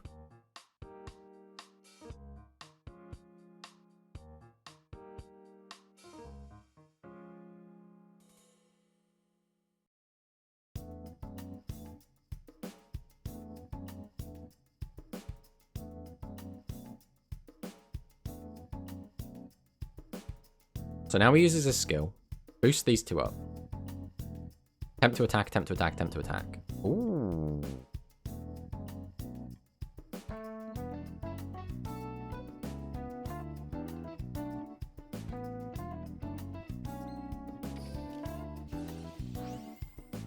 You can attack this. Now what do you do?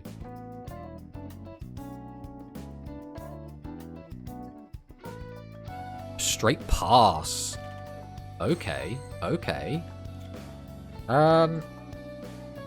So what can we do off of that? There's not really any, like, massive play we can make. We also can't tribute this off, so we're kind of stuck with what we've got. We can easily clear this board. The question is, do we want to fire this off? I don't think it's going to be anywhere near lethal either way, right? So if we take a look, we would have 28 plus 19 plus, what, 13? It's probably going to be the best. Then we would be able to increase that by 1, 2, 3, 4, so plus 12. 72. And then we have to reduce that by his, what would that be, 49, 52? So it's nowhere near lethal, not even close, even if we were to use our thing. Which makes me not want to commit absolutely everything here. So we're going to set this. We are going to go ahead and activate our skill. We're going to boost this up.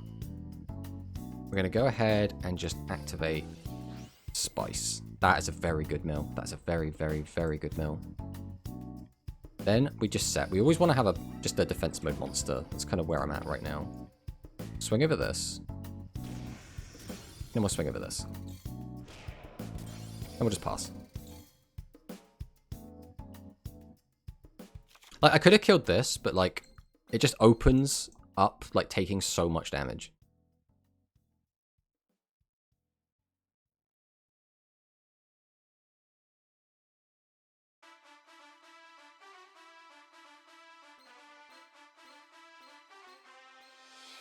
We only have one back row live. It's a good back row to have live, though.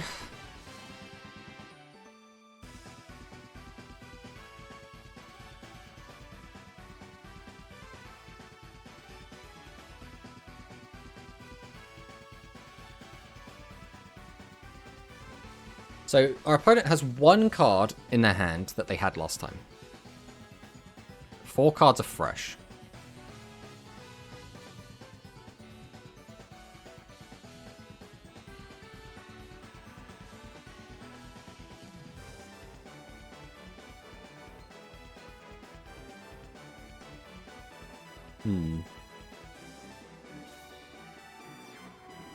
Twin Edge, my mortal enemy.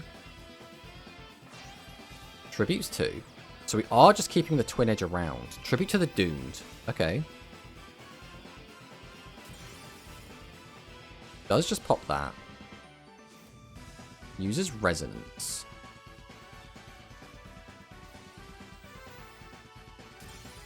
Does hit our TSA. I think we just let all of this through, right? The only problem is he still has back row hate. Right now we have no way to deal with that. I think we probably do this, right? Nah, we just let it through. We let it through. We'll take the damage. We'll take the damage. Draw for turn. Ooh. See, now that is a little bit sketch. We still can bring back our boy from the grave if we want to. We'd have to discard, summon it out, do a big boost. I think it's still worth it to, like, clear the whole board.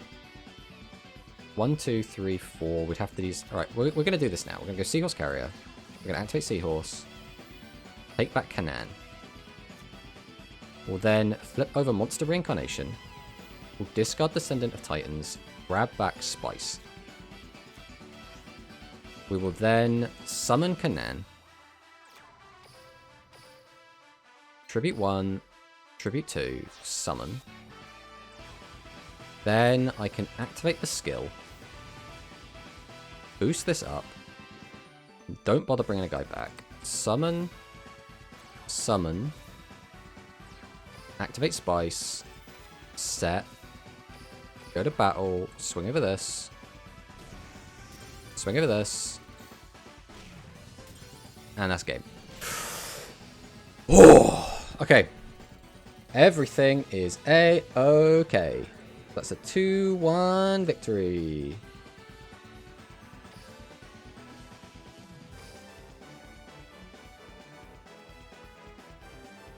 Alright, then we need to send our opponent a message.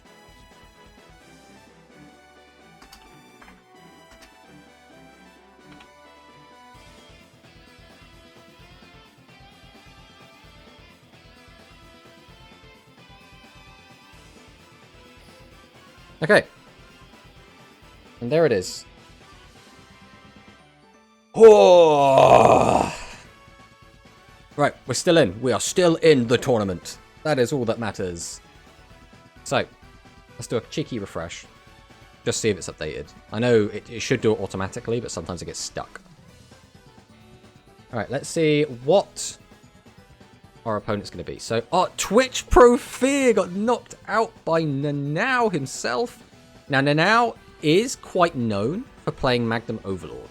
So, you know, if that is the case, and if we do play against him, we have that to look forward to, I suppose. I mean, obviously, he could just be on anything. We don't actually know. Is there anyone else we know that's still in? Now got knocked out in first round as well.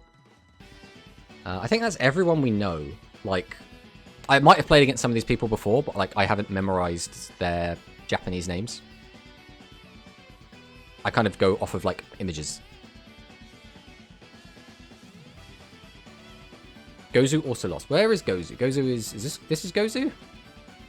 Like again, I have to like recognize the name.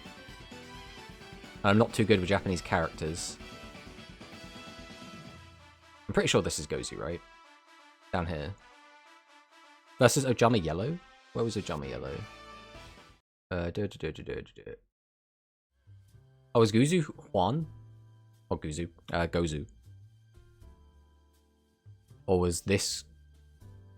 So I thought that Gozu had like a very small name. Like only like 3 characters long. I don't know why I'm clicking into this. Just come out of that.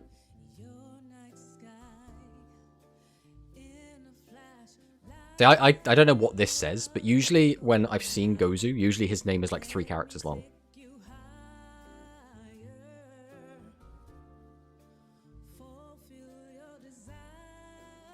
He used a different name in Tonamo? Ah, okay, okay. I mean, I'm never going to remember this. I'll try and remember the picture. That's what I'm going to remember it from.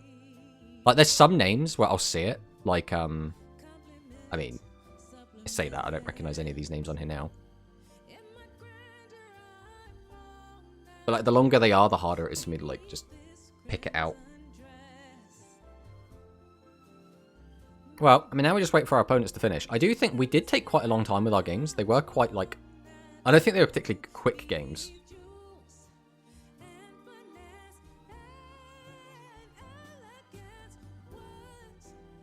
Let's see what our opponent said at the end of that game. He said, thank you. Yeah.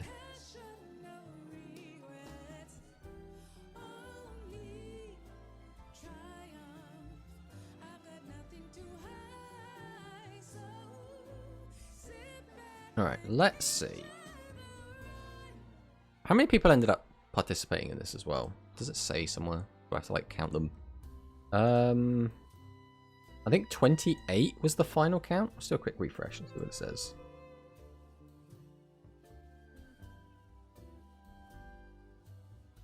Yeah, 28 players. So it's not the biggest tournament. It's also not like a tiny tournament. It's nicely in the middle.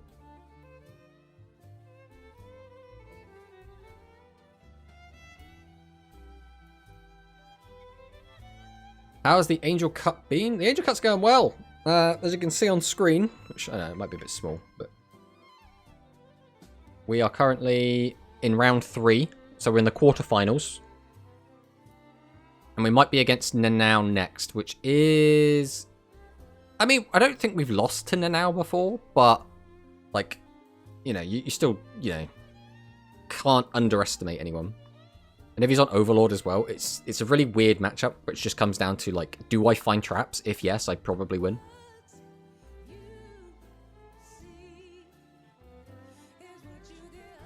We'll have to see what ends up happening. I wonder if they're on stream at the moment. No.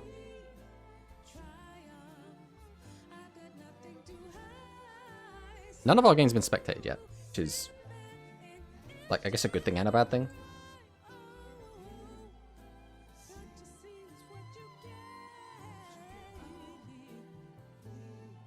Click into that, and then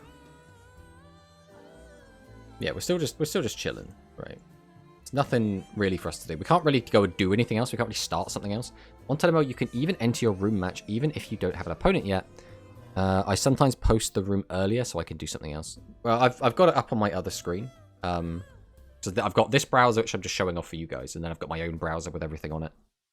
So like on the other screen, I've got my I'm in the game. Right, just waiting for my opponent to show up. I'm not even signed in on here. Like, if I move this over, you can see, like, we're not even signed in.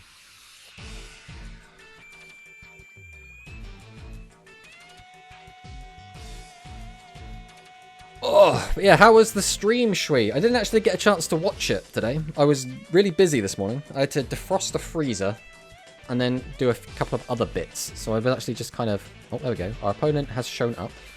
We have an opponent. It is not Nanao. It is somebody else. Right. So now we'll go ahead and sort out the room. Probably should have done this ahead of time, really, but...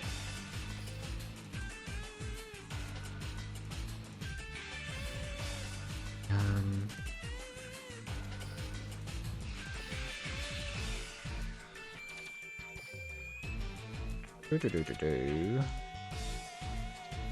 spectators off.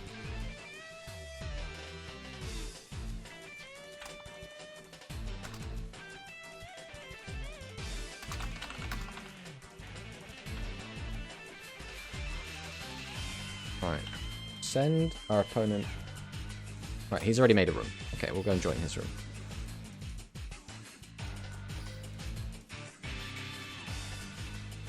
We'll join his room, then we'll translate his message.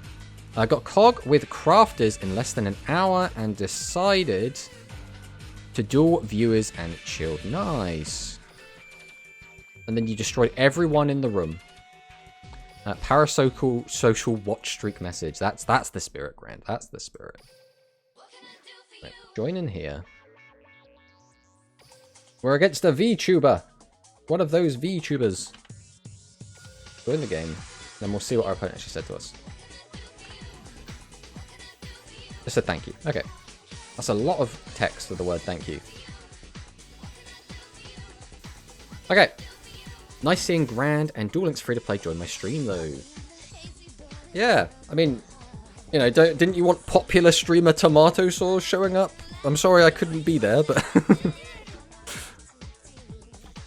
Alright. We have no idea what we're against still.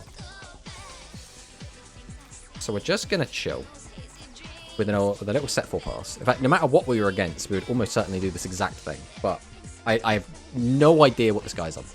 Oh, and we're being spectated, which means we're probably going to be on stream. We are on stream. Interesting. Now, how aggressive do we want to try and go here is the question.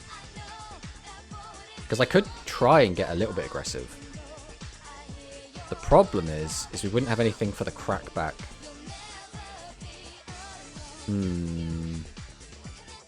If he does just have stuff to stop the attack, we could just take a bunch of unwanted damage. But then again, this is probably Harpies.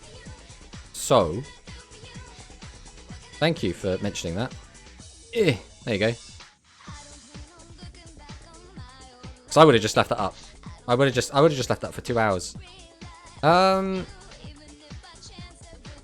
2 into Grave. Plus 2 makes 15. Alright, we will do this. We're going to get a little bit aggressive. We'll tribute. Summon the boy. We'll summon out Fayaru. And we're going to flip up Fayaru. We're going to go ahead and activate our skill. We'll boost this up. No. And then we're just going to mill a normal monster. Like that. Easy peasy. So now, even if that is a... what's he called? Archfiend Soldier, we can still clear. Okay, Widespread Ruin was expected, but we've gotten rid of it. And we are against Noodles. Okay. Getting in that little bit of extra damage is really good, but there is a good chance we take a crap ton back because we're against Noodles.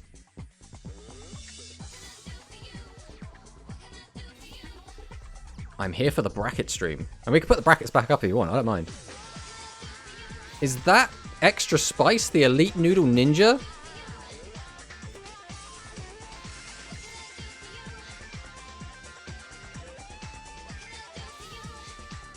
I think he's going to throw that monster at us. Ow.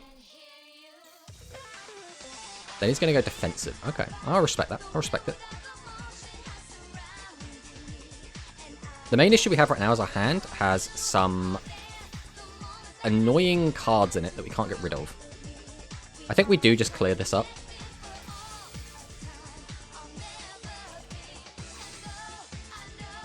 That was a tribute set, so that's got 1800 defense. There's nothing we can do about that.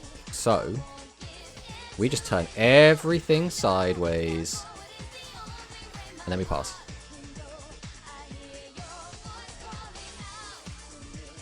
Getting rid of that, though, is so important. Extra Spice is the board breaker, or like the game breaker, I guess, in the Noodle Mirror. So, like, keeping him off of it is so important that even using the Widespread Ruin early is... Please don't have another one. Okay. So he's already used his. But we're going to take another 1,000 here, and that's more pressure applied. We only have 2 draws to try and find a way to deal with this. Which really sucks. We do have loads of ways to deal with it in the deck.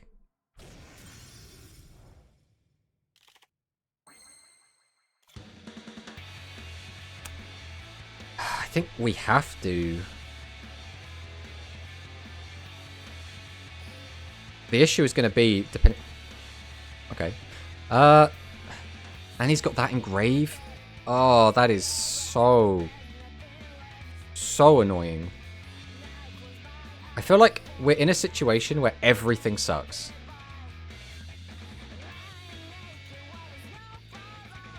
Like, no matter what we do, we're in such a crap position.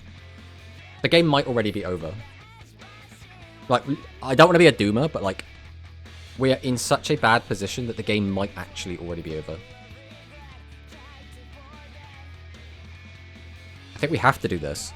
Because we cannot let him keep that. I think we have to keep her in grave as well. For now, at least.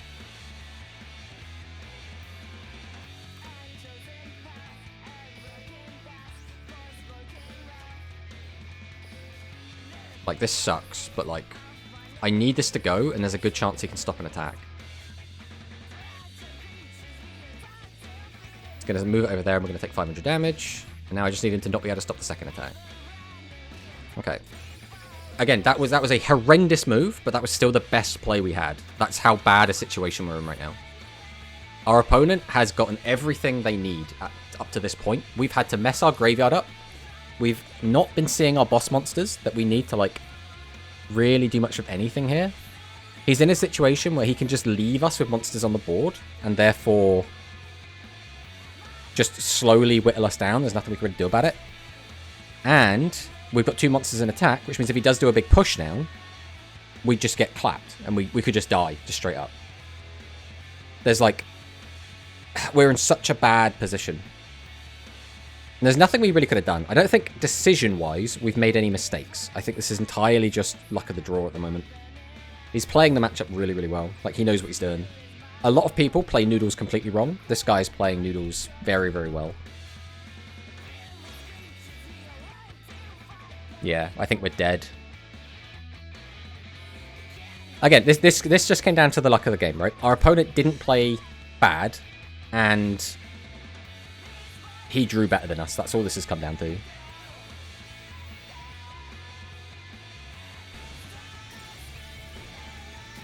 Yeah, okay. There's nothing we could have done there. That literally came down to he drew better than us, and he didn't make any mistakes. So fingers crossed we draw better this game. God, him just opening that triple back row was so good early. Like, so good for him. Like, we had barely any spell traps to really work with. Alright, come on. We just need something good in the open. We just need a... that is really not a good hand. And he got his whole hand empty and 2 spell traps in the open. Oh my god. This is not looking good for us, bros. We might just be out just because of the luck of the draw. It feels, though, like this guy knows Noodles, right? Like, he's playing smart. He's not just, like, vomiting everything onto the board. He's not just going super aggro, which is, like, what most people do playing Noodles. He is playing Noodles correctly. I wouldn't have done this, personally, unless my hand was, like, very bricky. But even then, I probably summoned this in defense mode, to be honest. Okay, we have some spell traps. Now the question is, do we try and force something out? I mean, I could. I think we probably do, right? Then again, I really don't need to. I really don't need to. I'm in a good position where if he does summon anything threatening, I do have a chance to out it. I think we just sit.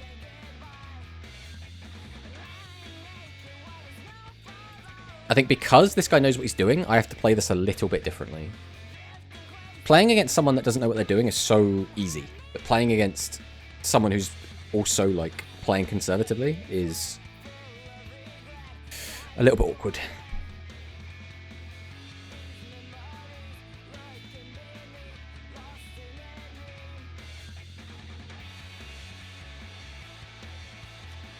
Right, he's going on the defense. Okay, so that is perfectly fine for us. Because now, we just pass. We just chill.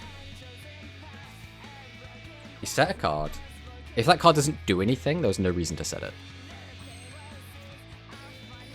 And now we just play the slow game. If it goes to deck out, we're going to win, right? That is a very nice draw. Do we play it now? I think we do. Because of how this game could end up going, I think having that on the field is going to be very important.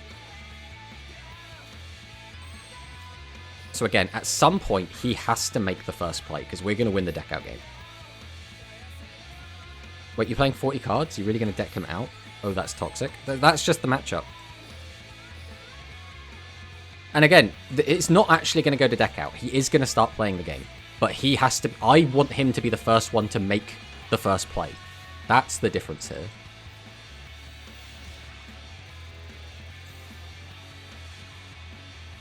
Okay, so he's not even going to bother attacking. Now the question is, how aggressive do we get to clear? We really want to deal with this monster. That is something that has to happen. I want him to attack over mine. So, I think the play is just this. Actually, what's he got in his graveyard? Because that actually does change my play quite a lot. He does have that engraved, which means I kind of want to have two attackers.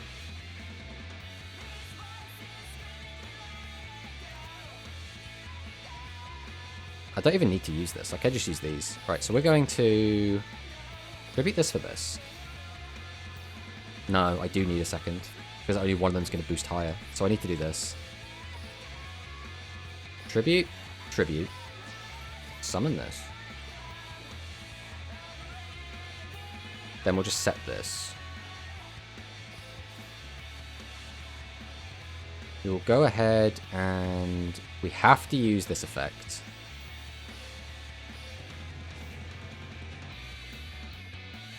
Trying to think if we've seen his thingy yet. I don't think we have, but I'm going to use this on here anyway. Alright, let's swing with this. So I'm expecting a widespread. And now I'm expecting this attack to get stopped as well. So it will either be Earthbound or it will be... Okay, it is Earthbound. Okay, that's fine. Okay, we are A-okay right now. As of the... Like, right now, we are fine.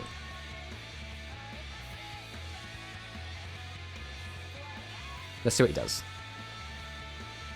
Remember, other players have slime? I mean, yeah, we're not planning to win via, like, just running over him.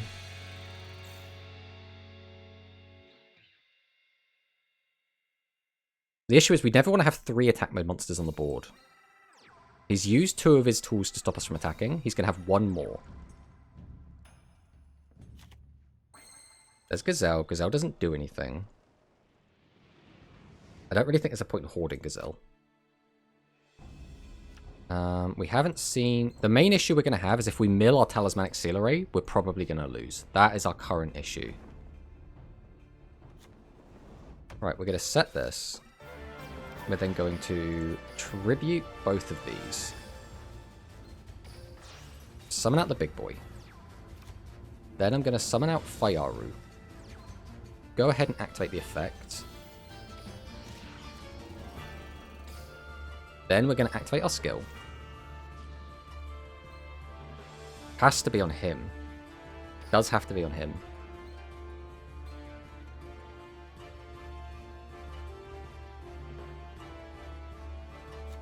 Set this. Now the question is, are we going to use Roastery? I think we do use Roastery here. Just to guarantee that we can kill. Right, we swing with this. King's Majesty's fine. Now he would need to have another thingy to keep this alive. Does he have a second Earthbound? He does have a second Earthbound. Okay, okay. We're still kind of fine at the moment.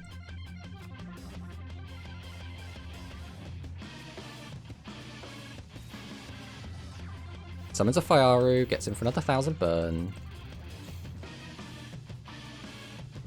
Right, he's out of ways to protect this guy now. He has used all 4 battle traps he has to protect. Changes that to attack. Noodle up, reboot. Is going to boost that up.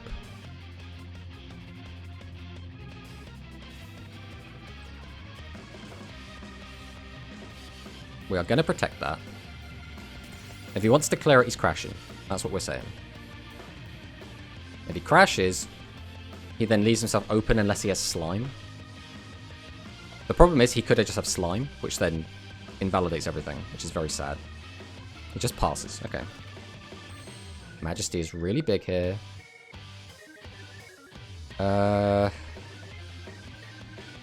We have to do this.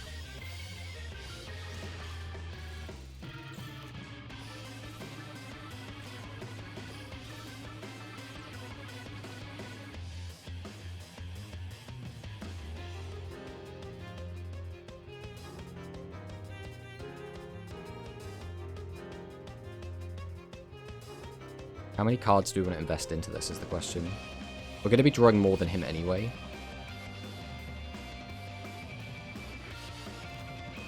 No, I kind of want to keep that for the follow-up.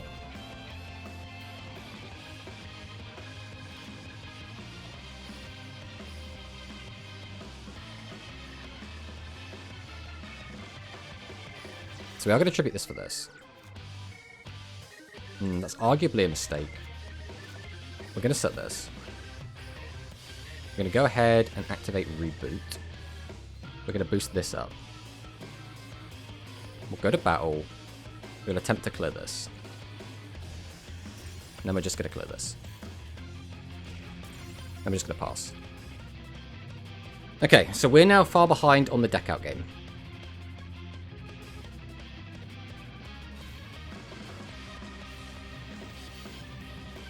Grabs that back. So he's going to summon out a second extra spice. Is he going to summon out 3? So he could do a triple extra spice turn. And if he does that, there's nothing we can do.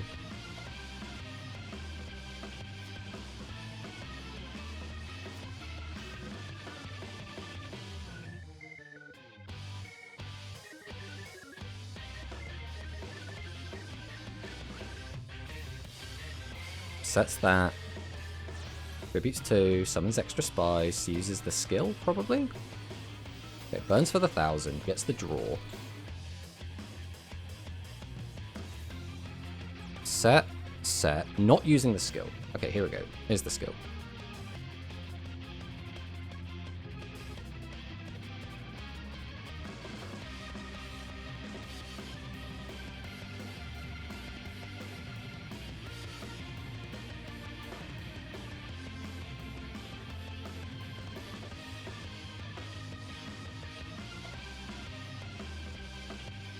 Right, we will use Majesty. This puts a card back in our deck.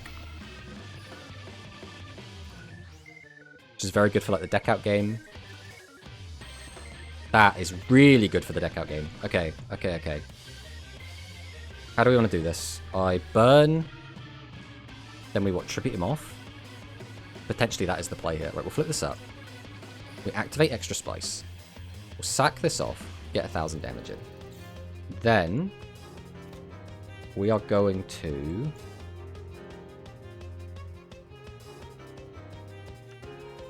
if only I had one more tribute monster. We'll normal summon Seahorse. Activate Seahorse.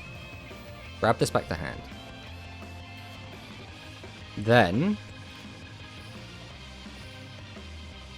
we're going to tribute 1, tribute 2, summon out another one. Following that, we summon Flavor Inspector. We don't even need to do that yet. We can activate the skill now. No, I think I need this on you though, right? But getting the extra body back could be really important. We've got 4 bodies anyway. Shouldn't make too much of a difference. And we want to tribute you off anyway. Right, now we're going to do it this way. So we will add Byaru back. Then we're going to normal summon Seahorse Carrier. We're going to activate Seahorse Carrier. And grab this back. Then we can activate Monster Reincarnation. We can discard Descendant of Titans. We can take back extra spice. Then we're going to tribute 2.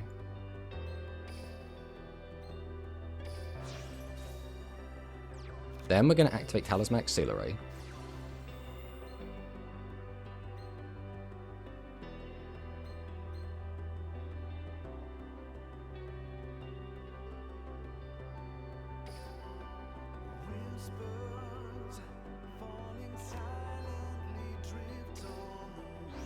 Then we're going to summon.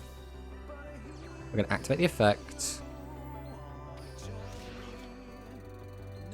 There was a slim chance there. There was a very slim chance there that we just won on the spot. Okay, that's very sad.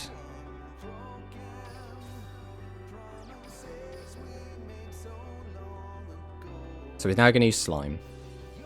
We fully expected that. Okay.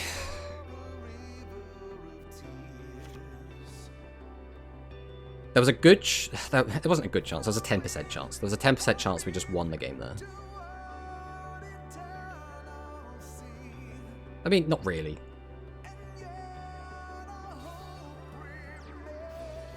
Gonna use Carrier. Carrier takes back Kanan.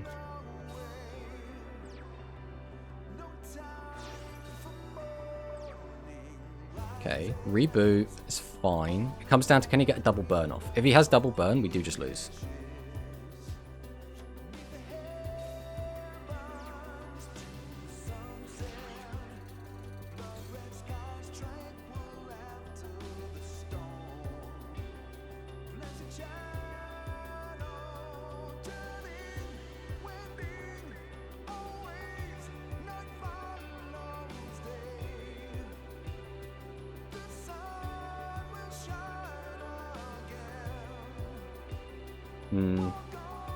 I don't like that it's completely out of my control now.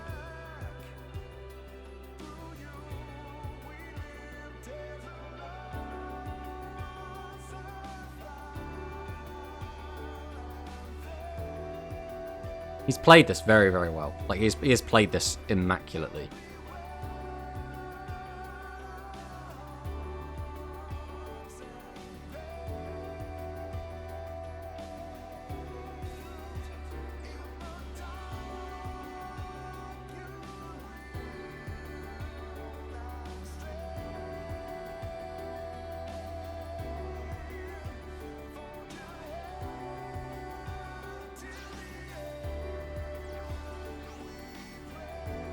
That's game.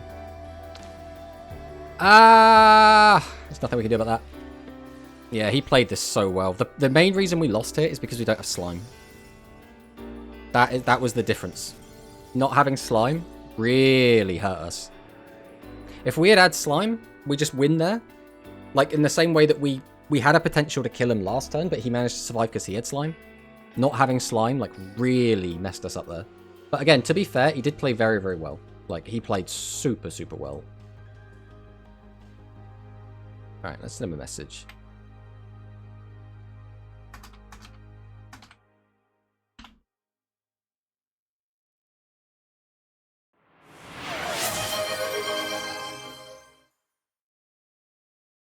Oh, that was a shame. That was a shame.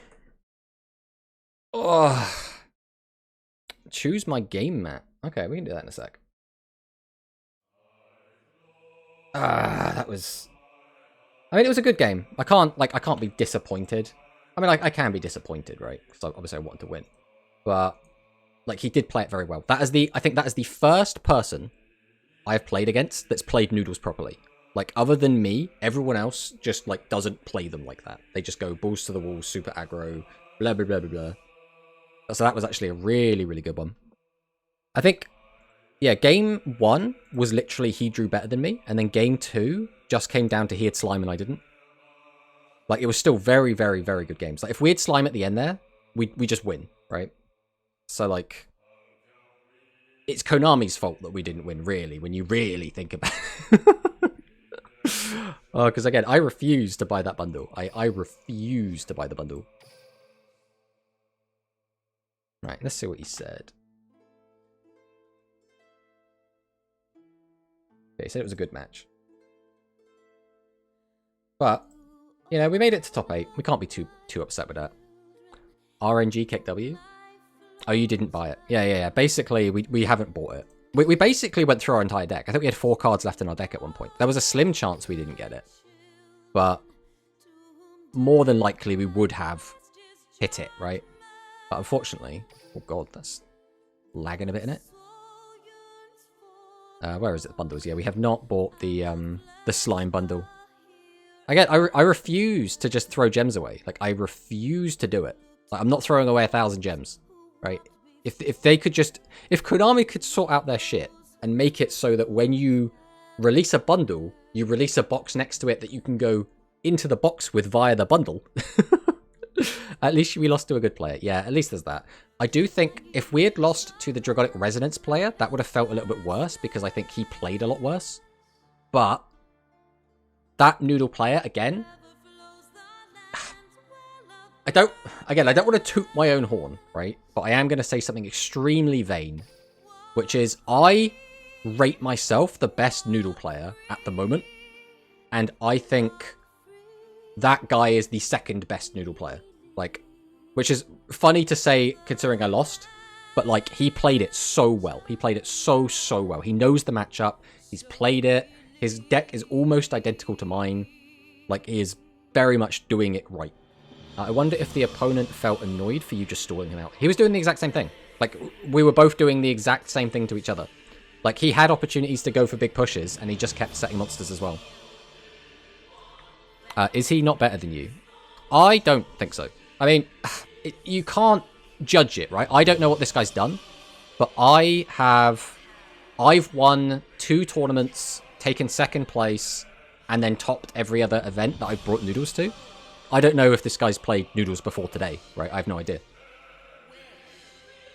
Since he beat you twice. I mean, that's a very simplistic way to look at it, though. Like, I think realistically, like saying that, like if you beat someone who's the world champion, you're not now the world champion, right? That's not how that works.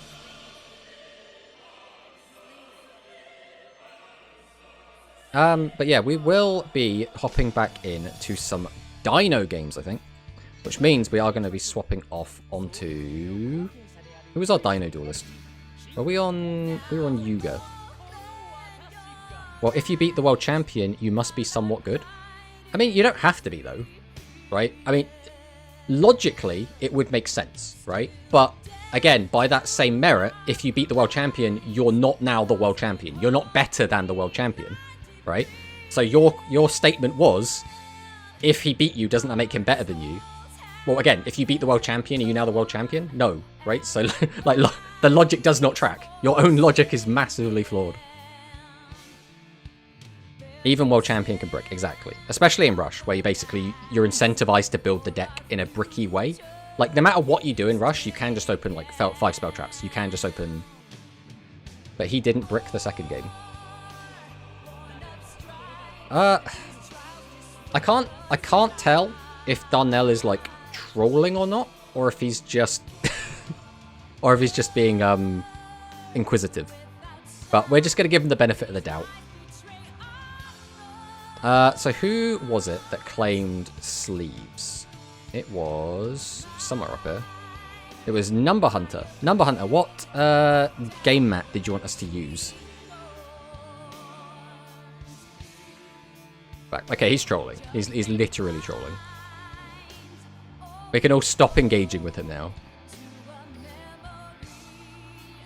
Now, can I see your mat so I can choose? I mean...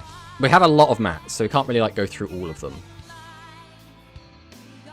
But we've got our mission ones, we've got our event ones.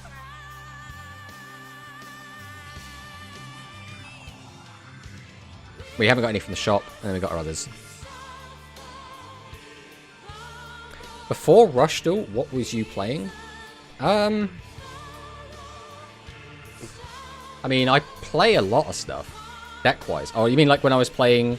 So I play Fluffles in Speed. And I play Fluffles on Master Duel, and I play it on Duel Links Speed Duels. Number 310, Neo's Tachyon Game Mat. Oh boy, where is that going to be? Is that from the event, or is that from... So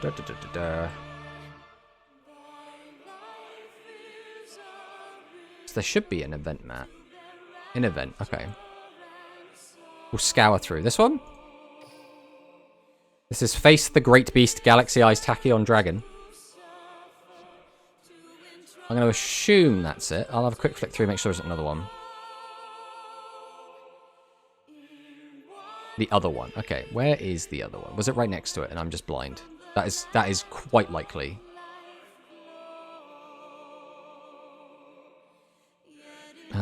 This one? Yeah, number C. There we go. Neo Galaxy Tachyon Dragon. Blah, blah, blah, blah, blah. Alright, all decks. Set to that. Alright. Let us hop back in to some ladder grinding and see what happens.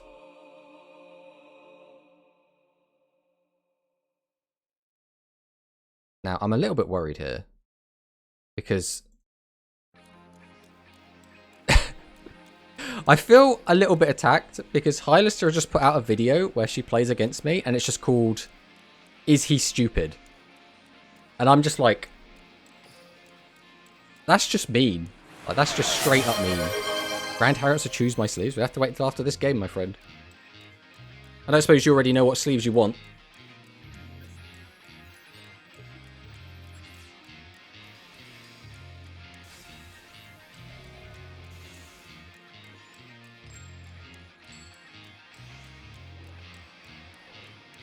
Hey, Sakadetsu.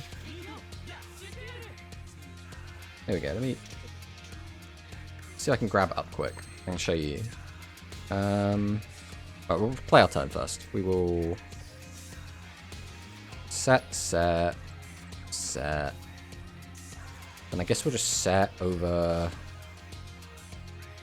I don't think no matter what we do, it's going to matter. So we'll just set over this.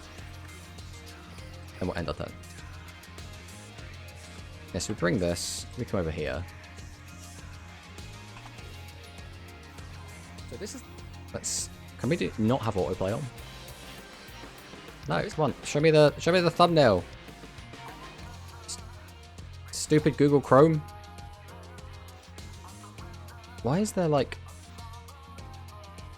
I don't want it to autoplay. But yeah, the thumbnail, which I don't know if I can actually just show. God, this is so. So this. Why is this so garbage? There we go. This is the thumbnail. It's just, is he stupid? I'm just like, Jesus. Fucking throwing shade, aren't we?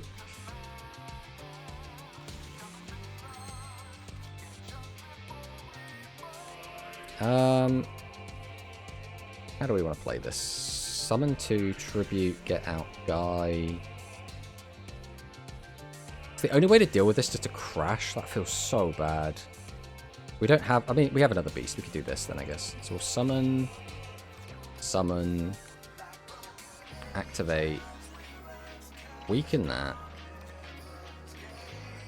And we'll tribute 1. Tribute 2. We'll go ahead and activate Super King Rex. We'll bring back Mega Zowler. We'll activate the skill. If I can click the button. Boost up Mega Zowler. Set... Go to battle, swing over to this, swing for 24, and swing for 13. Now, unfortunately, this thing gets absolutely wrecked by Doom Metal. Let's have a look. I mean, she's not wrong. The self-proclaimed best noodle can't even spell noodles. Come on, man. Tory Meadows, base sleeves from Zexal. Okay. I hope you and chat are doing great today. Yeah, we're doing pretty good. We did just lose in a tournament, but we lost in a really good game. So that was a pretty cool one. Make another video to proof you're not stupid. It's just one of those things where I think it's all well and good to be like very kind of boisterous, to be very like kind of playful, right, with that sort of thing. But when you're, and bearing in mind, right, compared to the great world of YouTube, me and Hylister are very, very small. But when you do things like that, already there are people that like our videos that don't like the other one, right? Hylister has some viewers that don't like me, and I have some viewers that don't like Hylister, and I don't like giving them any kind of fuel whatsoever, which is why I just try to say nothing but nice things about Hyla, right? I just try and keep it very, very friendly, very polite, very, you know, very chill. Hey, there we go. Nice and easy win. Might as well save that. I don't even know if that's worth saving, to be honest. That was kind of wank. We'll just delete that replay. Nudes in Angel Cup. What the? I mean, we've already done that. The Angel Cup has finished. We scrubbed out. We made top 8, and then we lost. Now we're just doing Dino on the ladder. Tory time, yes. No, we didn't get to the abort button fast enough. Next time. Next time, Grand. We'll get there. I have a very short-term memory. When they can't win the game, they call you names. But she did win the game, and she called me names. It's double bullying.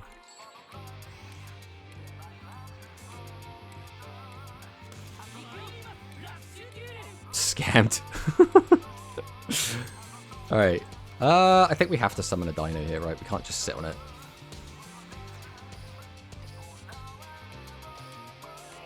Tribute both. Summon out the boy. Activate the effect. Oh, there's a third Dino. And we'll just set this. And then we'll pass on that.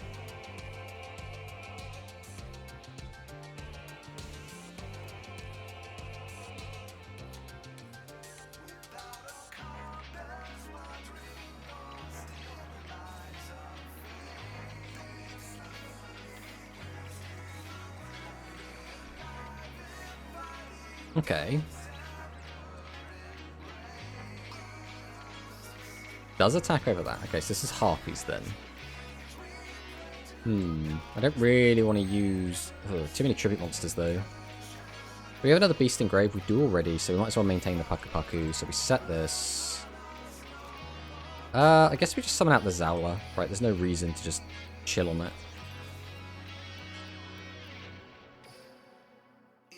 There's not really much of a reason to do that even. Let me just go straight to battle. Go for the 1000 damage. And we'll attack every one of these, which we're going to expect to have a big butt. Which it does. And we'll just pass. I mean, if you lost, she may be right. Hey, okay. There were extenuating circumstances, okay? First off, we can't exactly deck test, right? So we just have to go with whatever it is. We didn't... No matter how we were to build the deck, there would always be a negative. So this is the other problem, is every week we've played, I declare, like...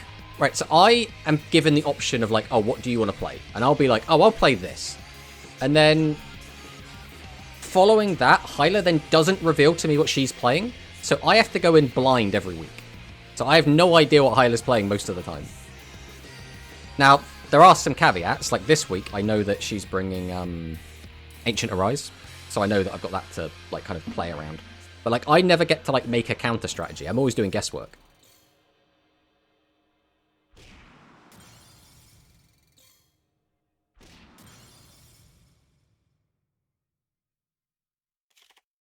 That's not... I guess this is fine. Right, we'll summon Paku Paku.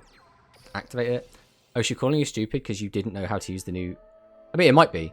But it literally came down to... I've never used the new Hell Tuning Invasion, right? I've just never tested it. Never saw a point. As well as... I only have one monster in the deck that can't be used with it. So, like... It came up exactly like, oh, I needed this monster to not be here.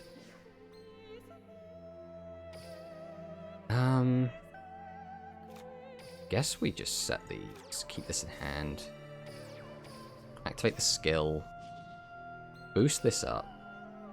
Go to battle. Guess we'll just see if he's got the counter pigeons. Double counter pigeons would really suck here. Okay, that's kind of okay. We don't mind that too much. Our back row's kind of okay to deal with this as long as it doesn't get popped. Which it shouldn't get popped based on what we're against.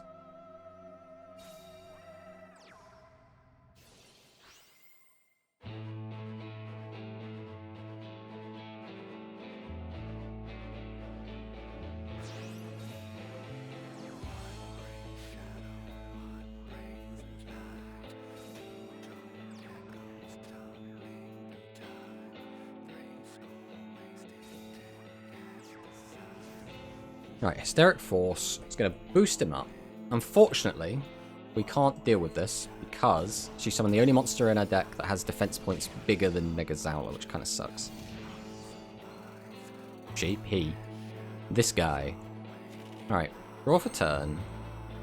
Is Paku Paku live? It is. So there's no reason to not use it. So we'll summon, activate the effect, we'll put Paku Paku back, we'll grab back Gazelle, we'll then summon out the Silver Wolf, activate the Silver Wolf, and I think we have to weaken Faithbird, right?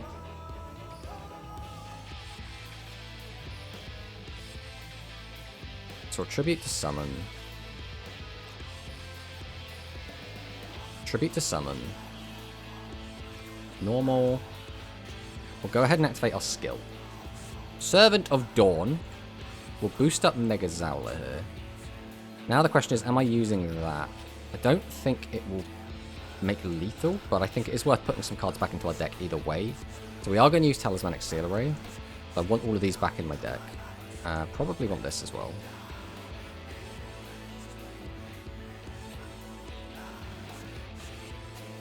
We'll do that. Just win this week and make a video called Is She Doo-Doo Hair? The problem is, winning this week is going to be really hard. So for the most part, like, I take this very, very casually, right? It's just a bit of fun. So I already said that, like, I'm just going to bring noodles because noodles are funny.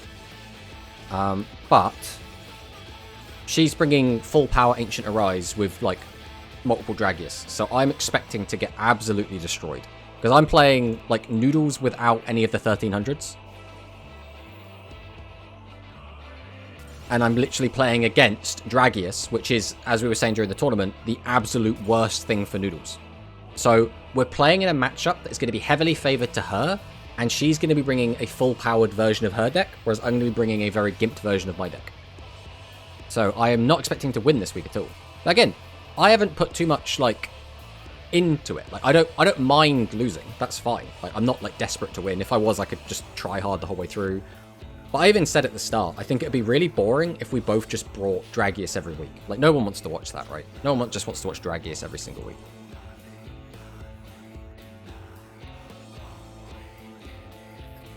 Okay, so boost that up. Then we're going to use, I assume, Pigeon Effect. Our Lady Sisters, shuffle some cards back.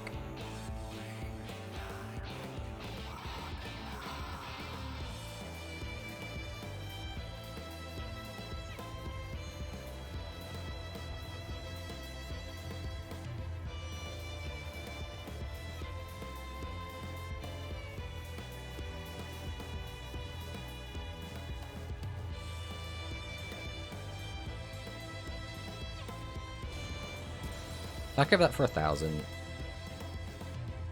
So we are still alive either way. 2,100 damage though is kind of a big ask. Especially if we draw nothing. Is that just game? Yeah, that's just game, unfortunately. That's sad. What's the maximum we could do? We could do 700 damage. No matter what, we just die. He missed lethal? I mean, it doesn't matter anyway. We can't kill him on the crackback. We needed to draw a Super King Rex just to clear the board. If we had drawn a Super King, we could have also gotten in for... What would that have been? 17? That still wouldn't have been lethal anyway. Unfortunately, we cannot win that game. We have bricked on low-level monsters. Feels bad, man. Boosting Harpy to 3,500 would have been game. I mean, I wasn't paying too much attention, so I'm going to take your word for it.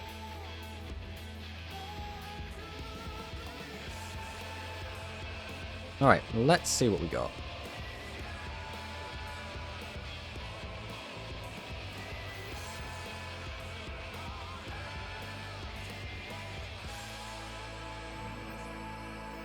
Wait, WTF, they missed lethal? They very well may have.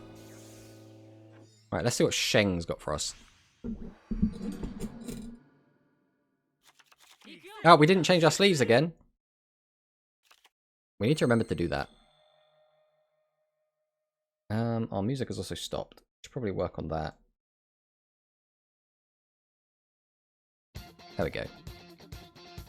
I think we just set 4 pass with this hand.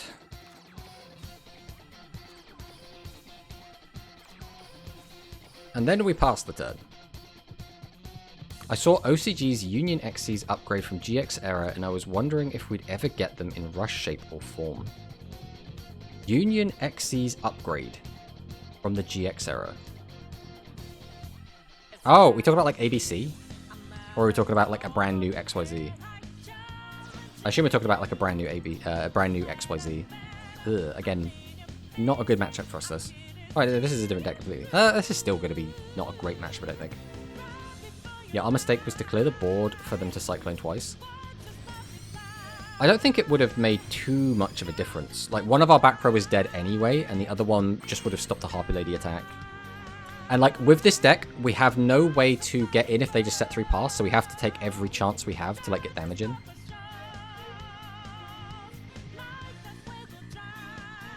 Maybe we'll play it out, but...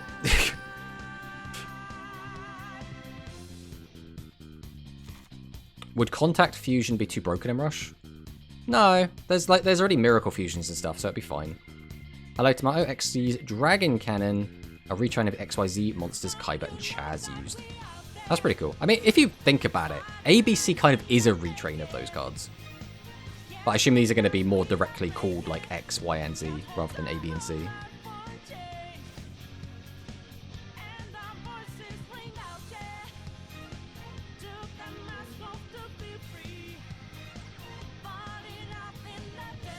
Behold, widespread ruin.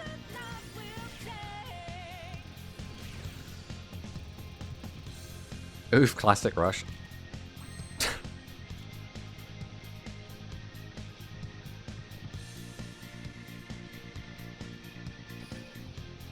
Yep.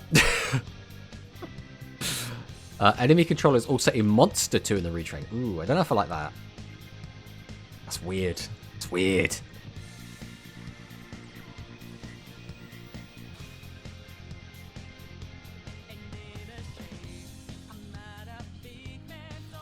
You go not have good luck with my deck.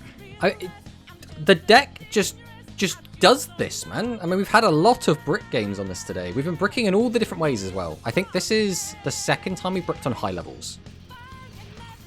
We've bricked on low levels 2 or 3 times, and we've bricked on spell traps once. I think we saved that replay just because it's funny.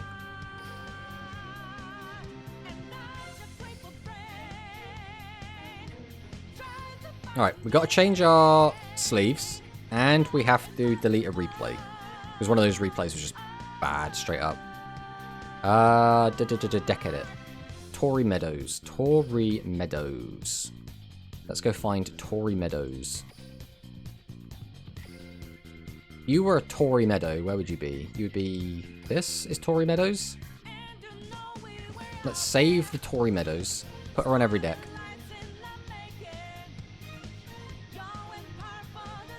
Then we'll go and delete one of our replays, because the second to last one was bad. And then we'll go back and play another ranked game. Hopefully not brick.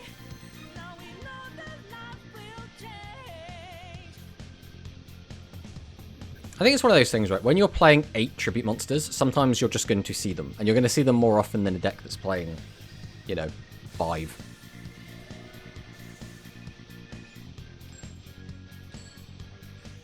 Alright, let's see what our opponent's going to have for us this time.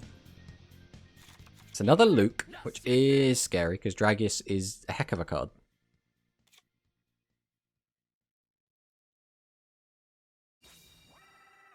We're also going to have to fill this out, actually. What are we going to need?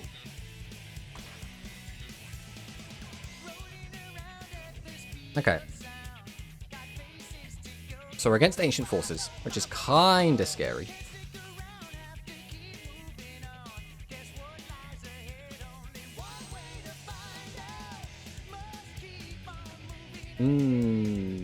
I guess we always push. So summon.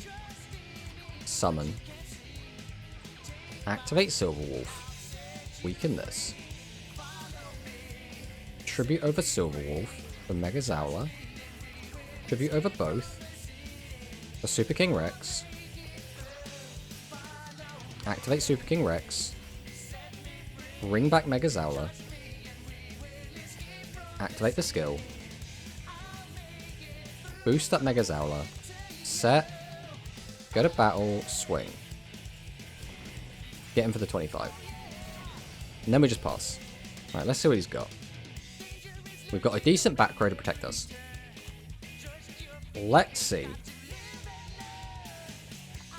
if he can kill our board through it. Chances are he's going to be able to summon out one of his level 6 dragons. He's got both in graveyard. But he cannot use Ancient Arise's pop on either of our monsters because they have too many defense. Or too much defense. Dragon's Inferno! That sucks. Okay, so we are going to lose our King Rex. We can crash with the Mega Zowler. But he's got 2 back row we've got to fight through as well. We've already milled 1 Super King. Okay, so now we can bully through. If we weaken it by 14, we have a good chance just to kill with these. We could even just keep hold of our Silver Wolves. I think we're going to do that. We're going to summon. We're going to activate our Talismanic Seal Array. We're going to throw some boys back in the old deck.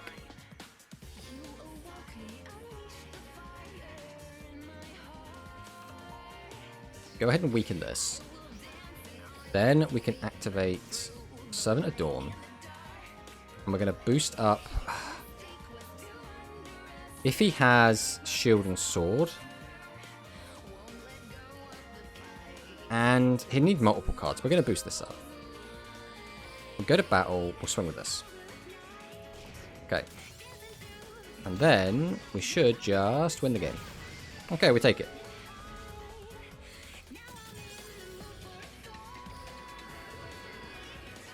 Not a bad one. Not a bad one. Unfortunately, he didn't really play a ton of cards there. It's another good thing, actually. This deck does have quite a good matchup into Ancient Forces, right? Because, again, they can't use the Ancient Arise Dragon to pop our cards because we just have a lot of defense. And I think that's one of the best things this deck does, is just have a lot of monsters with good defense value. Where we're in a meta where a ton of the best boss monsters have 0 defense. So just having, like, 2k 1800 defense is really, really good. It's something that doesn't come up a ton in Rush as well. Like, having high defense values doesn't... Unless it's like 25, it doesn't usually matter too much. But in Duel Links, where we do have Shield and Sword and Shield being so prevalent, like, it matters so much more.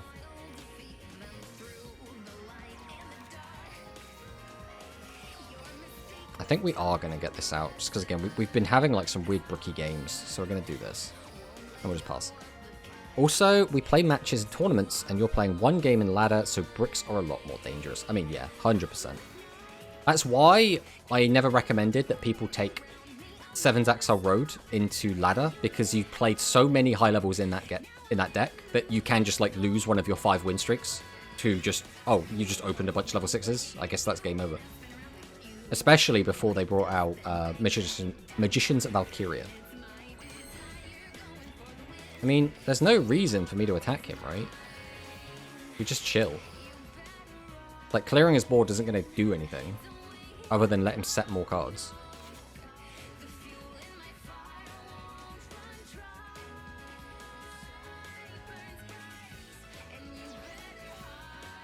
Okay.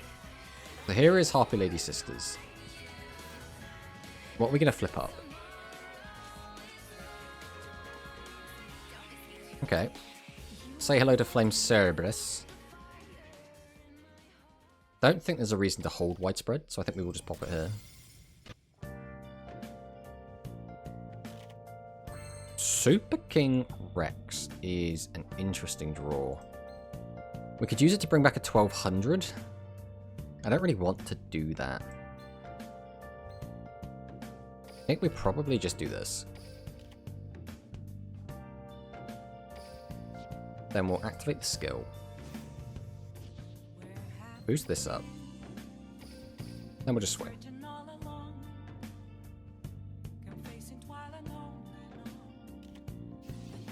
Okay, barrier's fine.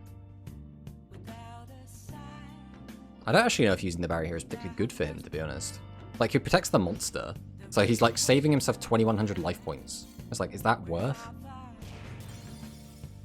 I guess he needs the back row cleared anyway, so this is going to be Recital. And again, if he protected that... I mean, it doesn't really make much difference, right? Now it comes down to does he want to protect his life points. We're going to have 6 cards in hand going into next turn, which is quite nice as well.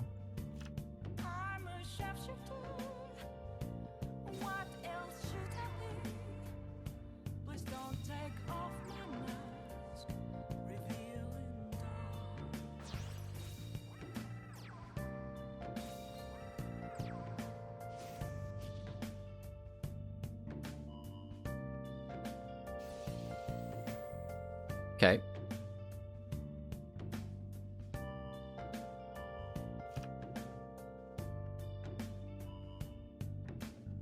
Boost it up. I think we are going to do this. I'm going to keep the Cerberus around. I'm going to have a kill Mammoth Graveyard, because then that means I can summon out Silver Wolf and do a little weaken on it. So we can summon this, activate the effect, lower this thing's attack. Then we're going to summon out the boy. We do not have anything worth bringing back, so I think we are just going to summon out Archfiend Soldier here. Or then activate our skill. I think we boost Cerb, because that way we can protect Dino from widespread. Go to battle. We'll swing with this. This is also now protected from counter pigeons as well.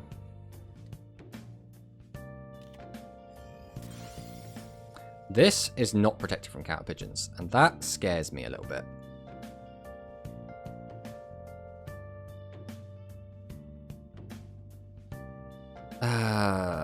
Do we predict he has counter pigeons? I mean, he's playing the barrier, right? So there's no way he's not playing counter pigeons, surely.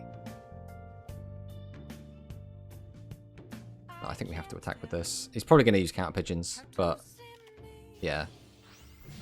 Like, what else was the play? I mean, we can beat this, but then we have a completely empty board. I think we just do this anyway. There's nothing we can really do. I mean, that's a bold-faced lie. We could have just immediately tried to run in and crash. But if that's another counter pigeons, it wouldn't have mattered anyway. And also, if that is a barrier, it also wouldn't have mattered anyway.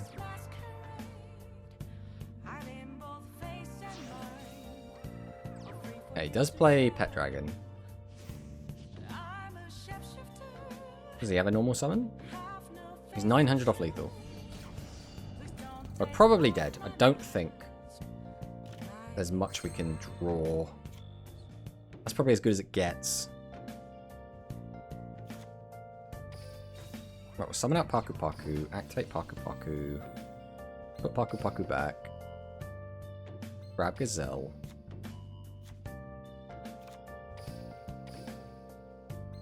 Tribute to summon out. Summon. Summon. Servant of Dawn. Boost this up. Activate TSA. Back 1, 2, 3, 4 probably. Do I want him back in my hand? Find. Right, we'll do this anyway.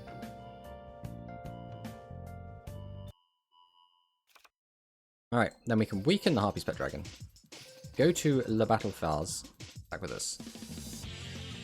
If he has Sword and Shield, I do just die. The Recital's fine. How much back row is this guy on? Alright, well, we died at anything here. Right, like any Harpy Lady, we're just dead. But like, we weren't going to beat through that anyway, so we might as well go for it.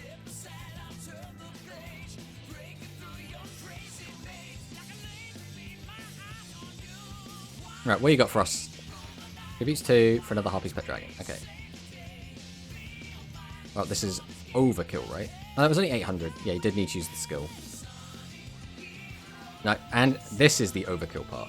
But we're just not going to let him just sit here and spin plates. Yeah, I think overall, my impression on the Servant of Dawn Dinosaur deck is like, it's okay. I think it is prone to bricking. I think if you manage to go on like large streaks without bricking, I think you got lucky, realistically. Like, you could make the argument that I'm getting a bit unlucky, but there's also, like, there's 5 tribute monsters in it. You're going to have a lot of games where you just can't play the game. That's just how it goes. I still think the deck's very fun. I think the deck's major weakness, outside of, like, it's going to brick more often than other decks, is not having a way to beat set 3 pass, and then not having a further game plan beyond that, right? Like, at least, like, Noodles can't beat set 3 pass, but then they have, like, a burn/mill game plan. I'm not really sure what the backup plan is for the Dinos, which is a little bit disappointing. Other than that, very, very fun. Obviously, we still do like dinos, and any way that dinosaurs is playable, we're always going to be very happy with, because again, we're a big dinosaur player, we really do like the dinos, and who doesn't love the Super King Rex? But with that, I think that's going to be the end of the stream. We have come to our 3 hours, which is the amount of time that we stream for. So that is going to be it from us. We will be back again on Tuesday, where we'll probably be playing something. I mean, who even knows what? We'll be playing Rush, most likely. We should again have a new product coming out at some point in the next couple of weeks, so we are quite looking forward to that. But thank you all so much for watching, and I'll see you next time.